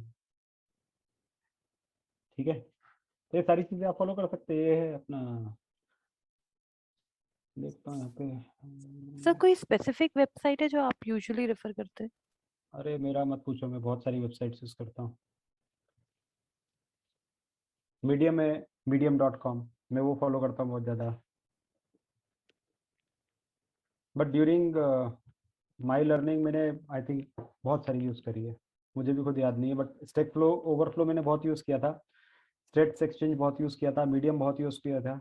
ये मीडियम, ये आर्टिकल्स वगैरह इसमें पब्लिश होते रहते हैं। जैसे सर्च करना है क्लस्टरिंग पे, तो क्लस्टरिंग पे पूरा की पूरा ट्यूटोरियल मिल जाएगा यहाँ पे आपको। सर्च बटन कहाँ पे, मैं मोबाइल पे यूज़ करता हूँ, मोबाइल पे भी होता है, मोबाइल से यूज़ करो, ज़्यादा फ्रेंडली है ये, कभी भी चलते फिरते ब्लॉग्स पढ़ सकते हो उसमें। तो यहाँ पे क्लस्टरिंग सर्च करोगे तो क्लस्टरिंग पे पूरा के पूरे आर्टिकल मिल जाएंगे अच्छे अच्छे, है ना। तो एक medium.com है, मैं यूज़ करता हूँ।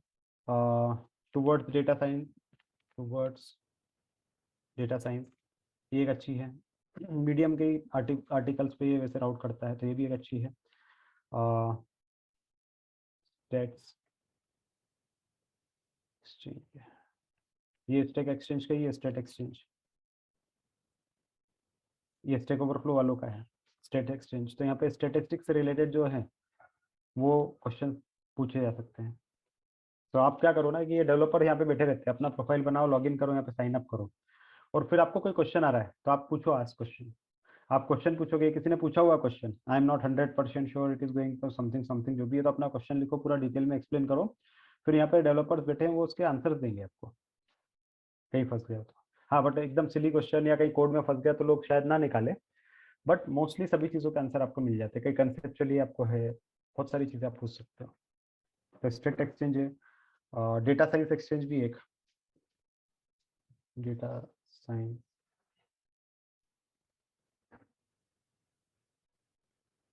एक्सचेंज, ये भी स्टेट डेटा साइंस एक्सचेंज, ये रहा डेटा साइंस स्टेक एक्सचेंज, ये स्टेक ओवरफ्लो वालों का ही है। तो यहाँ डेटा साइंस से रिलेटेड क्वेश्चन पूछ सकते हो, आंसर देंगे सभी लोग, ये भी फॉलो करो। कैगल एक अच्छी वेबसाइट, मैंने बताया था आपको,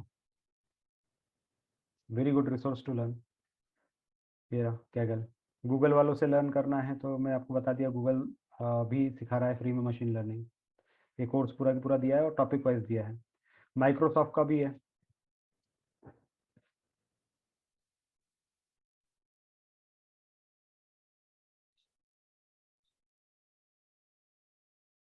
अज्योर के ऊपर आपको पढ़ना है तो अज्योर दिखा देगा वो, सब फ्री रिसोर्सेस है, पैसा पैसा ऐसा नहीं लगने वाला है किसी चीज़ का, सब फ्री है। हाँ, ये ट्रेनिंग एंड सर्टिफिकेशन, तो ढूंढते जाओ, मिलते जाएगा।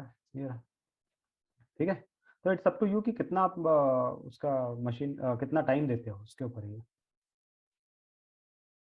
ये सब फ्री में, एज़्योर फंडामेंटल पार्ट 3, ये 2 घंटे का है, ये 2 घंटे का एज़्योर फंडामेंटल, ऐसा कहीं से आपको खरीदना नहीं पड़ेगा, सब फ्री है। बट ये कि इन सब में चीज़ें जो है ना ऑर्गेनाइज नहीं होती इतनी ज़्यादा, तो वहाँ पे आपको एक गाइडेंस लगता है कि अभी इसके बाद और क्या करें, उसके बाद और क्या करें, वो वाली चीज़ें होती है, फिर प्रैक्टिस बहुत सारी चीज़ें। ऐसा नहीं कि यार सब चीज़ों के कोर्सेस आपने शुरू कर दिए, कर कुछ भी नहीं पा रहे, क्योंकि टाइम ज़्यादा इंपॉर्टेंट है यहाँ पे रादर देन मनी, राइट। चलो, तो ये एनएलपी का कंसेप्ट जो था वो मैंने बता दिया है। नाउ एक यूज केस में आपको रन करके दिखाऊंगा नेक्स्ट डिस्कशन में, एंड कुछ थोड़ा उसके अंदर और एडवांस चीज़ें पढ़ेंगे, and then we are going to move toward the neural network, यानी डीप लर्निंग की तरफ बढ़ेंगे, ठीक है। एंड देन मॉडल इम्प्लीमेंटेशन वगैरह के एरिया में आएंगे। ऑलराइट, ठीक है, हैकाथन कंप्लीट करो फटाफट, and then we will move to NLP. Sir एक क्वेश्चन है। हाँ, सर जैसे हम लोग मतलब डेटा ये कोड सोर्सेज वगैरह कॉपी तो कर सकते हैं, बट ऐसे जैसे आजकल मतलब जो फ्रॉड्स वगैरह होते हैं तो उस तरह का कुछ इम्बेड कर सकते हैं क्या डेटा, मतलब how secure is Python in a वे। अरे बाबा, आप तो प्रैक्टिस कर रहे हैं ना, प्रैक्टिस में क्या सिक्योरिटी देख रहे हो। नहीं नहीं सर, मैं एक जनरल पूछ रही हूँ कि हाँ, मतलब जनरल भी लोग कुछ नहीं करते ऐसा, कोड कॉपी कर रहे हो ना तो कोड में तो दिख रहा है ना कि कोड आपके क्या काम का है, थोड़ा सा समझ लो ना, ऐसा ब्लाइंडली कॉपी पेस्ट मत करो। बट ये जो वेबसाइट्स होती है इसके ऊपर ऐसे ऐसे जो भी कोड रहते हैं वो पहले से पकड़ में आ जाते हैं।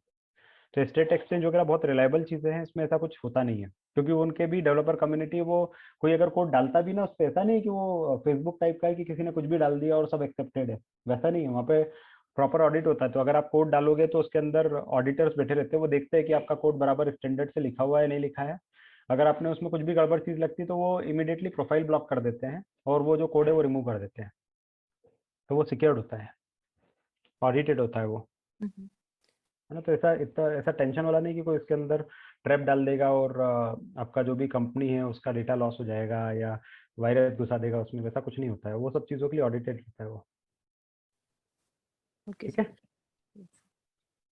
सर बट अदरवाइज भी मतलब जैसे हम देखते हैं ना कि जैसे हम AS400 की बात करते हैं कि वो बहुत सिक्योर है अभी, इस मतलब अगर इसकी सिक्योरिटी की बात करें तो like how how secure is it?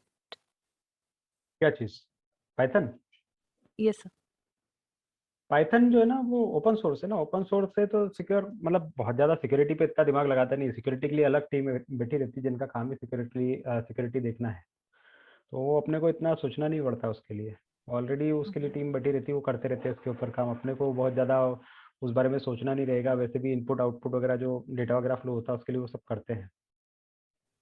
Okay and I think because हम टेस्ट डेटा ही मास्क रहता होगा या जो भी डेटा हमारे पास है, मतलब how secure in a way is data, क्योंकि actually we are working on the data itself और मास्किंग भी हम आई थिंक यूज नहीं कर सकते क्योंकि हमें प्रिडिक्शंस करने हैं, so obviously we will have to have accurate data, तो उस टर्म्स में मतलब like leaving apart the security team but otherwise is it secure?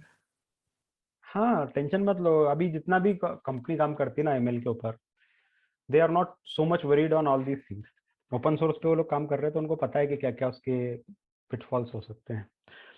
Data की जहाँ तक बात रहेगी, जहाँ आप कंपनी का डेटा एक्सेस करोगे वहाँ थोड़ा सा आपको कॉशियसली देखना पड़ेगा कि भाई किस तरह से एक्सेस कर रहे हो उसके अंदर। ऑफ कोर्स ये जो स्क्रिप्ट्स वगैरह और वो जो ट्रैप वगैरह बोल रहे हो वैसा तो होता नहीं है नॉर्मली कहीं पे भी, बट अगर होता भी है तो उसको थोड़ा सा ध्यान से देखना पड़ेगा आपको, बट आई डोंट थिंक, मतलब मेरे को तो अभी तक कुछ प्रॉब्लम नहीं समझ में आ रहा है।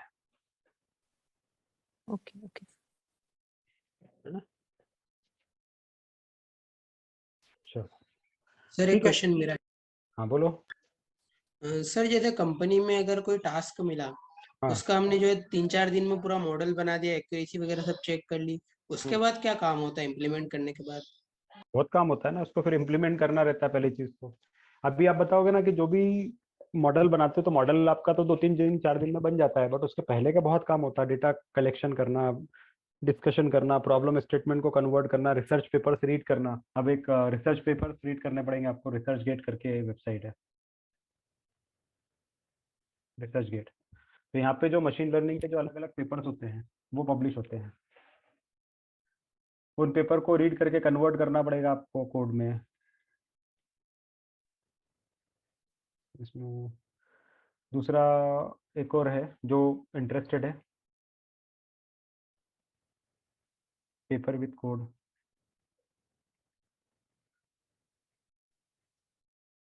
ये एक वेबसाइट है जिसके अंदर क्या मशीन लर्निंग के अलग अलग नए लेटेस्ट रिसर्च पेपर्स जो है वो यहाँ पे लिस्टेड है, उनका कोड भी दिया हुआ है। ठीक है, तो कोड भी दिया तो आपको तो सीधे ये इम्प्लीमेंट करना है, सिंपल सी बात है। जैसे ये है training methods for dense passage retrieval, मतलब जो जेन वगैरह के मॉडल रहता है ना, कि आपने देखा होगा कि ये वाला चेहरा कन्वर्ट करने वाला, लड़की से इसको ये बना दिया, ये कन्वर्ट मशीन लर्निंग के मॉडल ने ट्रेन कर करके, उसके पेपर्स बने हुए अलग अलग, सीधे कोड भी है और वो भी है। Fake it till you make it, face analysis in the while using face analysis वगैरह कर रहा है। कई बार आपने देखा होगा कि फेस कन्वर्ट होता है कि भाई एक्चुअल आपने फोटो डाला जवान आदमी का, बन के वो निकल गया बूढ़ा वाले आदमी का फेस, मतलब बूढ़ा होगा तो कैसा दिखेगा। तो वो सारे पेपर्स हैं यहाँ पे, उनके कोड भी लिखे हुए हैं, आप सीधे पेपर और कोड उठाओ, इम्प्लीमेंट कर दो। कई बार आपने वो देखे होंगे मॉडल जिसके अंदर एक साइड एक मॉडल का जो फेस है वो डांस कर रहा है और दूसरी साइड आपने आपका फेस डाल दिया स्टिल वाला, मतलब फोटो डाल दिया, एक साइड वीडियो डाल दिया जिसके अंदर एक मॉडल डांस कर रहा है फेस वाइज, और फिर दोनों सिंक्रोनाइज हो गए, मतलब जैसा वो मॉडल डांस कर रहा है ना वैसे वैसे आपका फोटो डांस करेगा। वैसा भी है कुछ कुछ, बहुत सारे ऐसे सर ये जो फेस वाले जो ये कोड रहते हैं सर, ये ना रियल टाइम में भी रन होते हैं? होते हैं ना। See, ये सब जो जैसे है ना, जैसे सर स्नैपचैट पे जैसे बहुत सारे जो फिल्टर्स रहते हैं, जैसे अपना फोटो अपन बस मतलब चालू है अपना कैमरा और वो अपने को बूढ़ा या बच्चा बना देते हैं। है ना, वो कंप्यूटर विजन से सब होता है उसमें। ये बहुत बड़ी फील्ड है, मतलब पढ़ोगे ना बूढ़े हो जाओगे पढ़ते पढ़ते, इतनी चीजें क्या बोलूँ मैं, हर एक का अलग अलग एरिया होता है। अब मैं बताऊंगा तो जो एक स्पेशलाइजेशन होता है मशीन लर्निंग और डेटा साइंस वाले एरिया का, उसके अंदर ही करोगे तो कम से कम 5-6 साल लग जाते हैं आराम से। फिर उसके बाद दूसरा एनएलपी एक अलग ही ब्रांच होती है, वो अपने आप में ही अलग है, इतना डेप्थ में है वो कि उसको करते जाओगे 3-4 साल वहाँ खत्म हो जाएंगे। तीसरा है कंप्यूटर विजन और डीप लर्निंग का, उसको करते जाओगे अगले 4 साल और लग जाएंगे। पांचवा फिर क्या आ जाएगा तुम्हारा, ये ऑटोनोमस कार्ड हो गया, री लर्निंग हो गया, जेन हो गया, 50 चीजें, मतलब एक जीवन कम है इसके लिए, एक लाइफ कम है, ऐसा है। ये नंबर रिकॉग्निशन है। तो जो जिस भी कंपनी में आप काम कर रहे हो ना, तो उससे रिलेटेड जो है चीजें वो पकड़ लो और उसी के ऊपर पहले आगे बढ़ाते जाओ। सब चीजें कवर नहीं कर पाओगे, बहुत बड़ा है। अब ये दिख रहा है कि कोड आपका बना बनाया, बट उसको कोड को इम्प्लीमेंट करने में पसीना आ जाते लोगों को, कोड को जो बना बनाया कोड है उसको भी। और फिर ये तो बना बनाया कोड है, बट उसको आपके बिजनेस प्रॉब्लम में कन्वर्ट करना अगेन एक प्रॉब्लम होता है।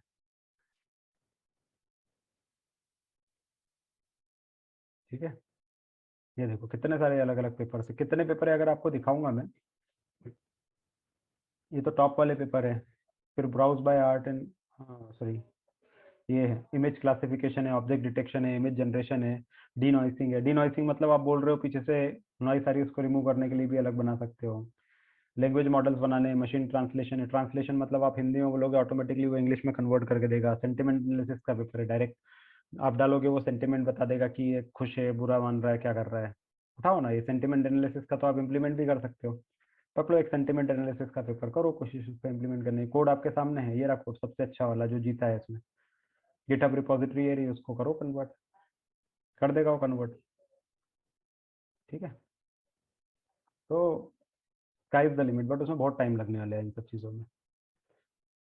Bag of tricks for efficient text classification, structured self attractive sentence embedding. But ये जो है ना, ये वर्ल्ड लेवल के जितने भी पेपर्स है सब अलग अलग जो पीएचडी स्कॉलर्स हैं उन लोगों ने डाले हुए हैं, कुछ साइंटिस्ट हैं उन्होंने डाले हैं, वो वाली चीज़ें हैं, सब अवेलेबल है, टेंशन नहीं लेनी सर है। एक बार ये गिटहब की लिंक पे क्लिक कीजिए। कौन सी? ये ये रहा कोड। सर ये समझ में नहीं आता, गिटहब पे जाओ तो कैसे उसको करना, अब कंप्यूटर पे एक्सट्रैक्ट। कंप्यूटर पे कैसे करना है? ये जो है ना तुम्हारा गिटहब आया है, कहाँ गया रे? गिटहब खुला नहीं अभी, इधर क्यों नहीं खुला?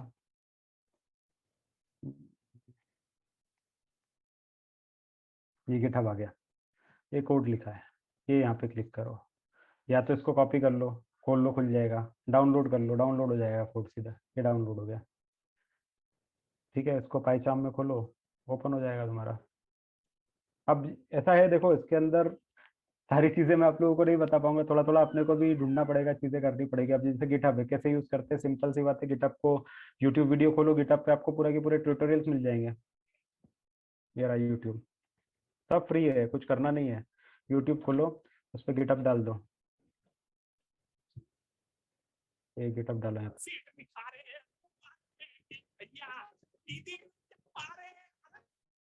गिटहब डालोगे यहाँ पे, गिटहब, ये गिटहब के ट्यूटोरियल्स मिल जाएंगे। ये हिंदी में भी है, किसी को हिंदी में पढ़ना है, इंग्लिश में पढ़ना है, इंग्लिश में है, पढ़ो इसको आराम से। एक एक व्हाट्सअप गाइस, इस वीडियो में मैं आप लोगों को गिट और गिटहब यूज करने का सही तरीका शुरू से लेके अंत तक बताऊंगा। इस वीडियो में मैं आपको पूरा गिट ठीक एक है, चीट शीट के साथ दूंगा और उस चीट शीट में मैं ज्यादा नहीं, अगर कमांड से एक पेपर पे लिख के तो दूंगा। स्पीड बढ़ा कर। मकसद मेरा ये रहेगा कि वीडियो आएगा आपके पास, उसके बाद इस वीडियो को एक पेपर में समराइज कर दिया जाएगा, ताकि कभी भी कोई भी गिट कमांड आपको यूज करना हो तैयार बैठा है। और यहाँ पर उसी के साथ साथ क्या है, उसको भी कमिट कहते हैं। तो मैं यहाँ पर क्या करूंगा, लिख दूंगा गिट कमिट, यानी कि मेरी जो इतना जो मेरा फाइल है उसको लास्ट कमिट से मैच करा देता है। मैं आप लोगों को यहाँ पर दिखाऊंगा मेरी क्या मतलब है। अगर जैसे आप दिखाऊं तो क्या है, मॉडिफाई होगी कंटेंट डॉट। ठीक है, तो ऐसे गिटहब कैसे यूज करना वो आप ढूंढते जाओ, मिलता जाएगा। कुछ भी नहीं है, सिंपल ट्यूटोरियल्स देखोगे होता जाएगा। बट यही है कि एक एक चीज, जैसे गिटहब आपको पढ़ना है, मे बी 3-4 घंटे 5 घंटे से ज्यादा का काम नहीं है, थोड़ा प्रैक्टिस करना पड़ेगा। फिर उसके बाद गिटहब करने के बाद और क्या हो जाता है, और भी पाईचाम है, पाईचाम कर लो, पाईचाम यूट्यूब। पाईचाम क्या है, तो जैसे मैंने एनाकोंडा बताया वैसे पाईचाम है, ये पाईचाम का ट्यूटोरियल मिल गया आपको। What's going on, guys? Assalamu alaikum. Welcome to Amigos Code. In this course, I'm going to teach you about the best IDE that you should be using as a Python developer. Python is by far the best IDE, search everywhere. ठीक है, So we can just right click. तो use करते जाओ ना, ऐसे कोई दिक्कत थोड़ी, सब मिलता जाएगा आपको। बट ये है कि टाइम देना पड़ेगा, सब आप खुद नहीं कर पाओगे, मतलब खुद एजेंट की कोई आपको सिखाएगा नहीं बार बार चीजें। बट यही कि सारे रिसोर्सेस अवेलेबल है, सब फ्री है, तो आपको कुछ करना नहीं है, सिर्फ ढूंढना है, इम्प्लीमेंट करना, प्रैक्टिस करनी है। ठीक है, टाइम देना पड़ेगा। टाइम दोगे तो बहुत इंटरेस्टिंग चीजें हैं इसमें, ये तो कोई दिक्कत ही नहीं, चल रहा है अपना काम वैसा है। ठीक, और कोई क्वेश्चन?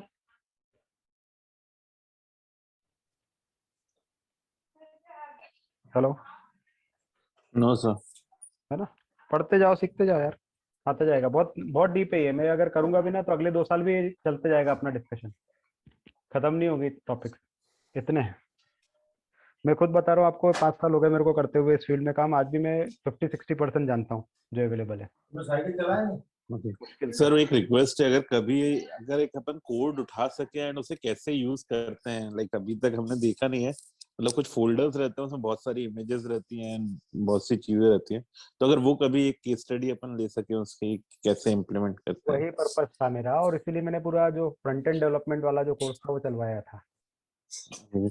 नहीं तो वो HTML CSS मुझे भी आती है थोड़ी बहुत, बट वो क्या है, पूरा जब बल्क में ये सब आता है ना तो इम्प्लीमेंट करने में थोड़ा सा वो हो जाता है। तो प्रॉब्लम वही होती है कि डेटा साइंटिस्ट लिमिटेड होते हैं, मतलब डेटा साइंस वाला जो रहेगा ना उसका लिमिटेशन है कि भाई वो बैकएंड का कोड डेवलप करेगा, फ्रंट एंड का कोड फ्रंट एंड वाला डेवलप करेगा, एपीआई जो रहेगा एपीआई वाला अलग बंदा रहता है वो क्रिएट करने वाला। अब ये तीनों चीज आप कैसे करोगे?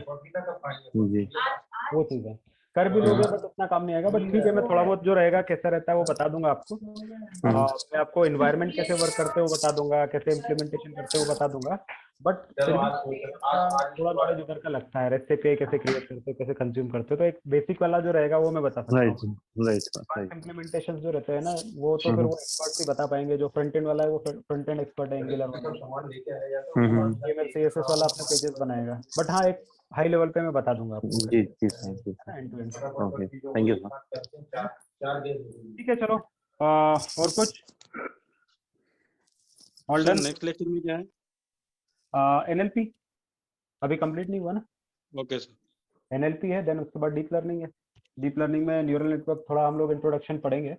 ऑफ कोर्स डीप में, बहुत डीप में जाना है तो वो तो आपको खुद को थोड़ा सा मेहनत और करनी पड़ेगी इसके अंदर, तो बहुत डीप में तो मैं ले जा नहीं पाऊंगा इस लिमिटेड कोर्स में। बट जो भी आपका एक बेस बनाना है, स्टार्टअप देना है, वो मैं आपको दे दूंगा।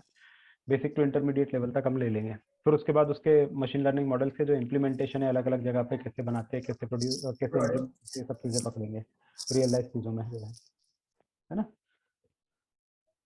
ऑल राइट, ठीक है then, thank you and have a good day. Bye sir. Thank you, sir. Have a good day.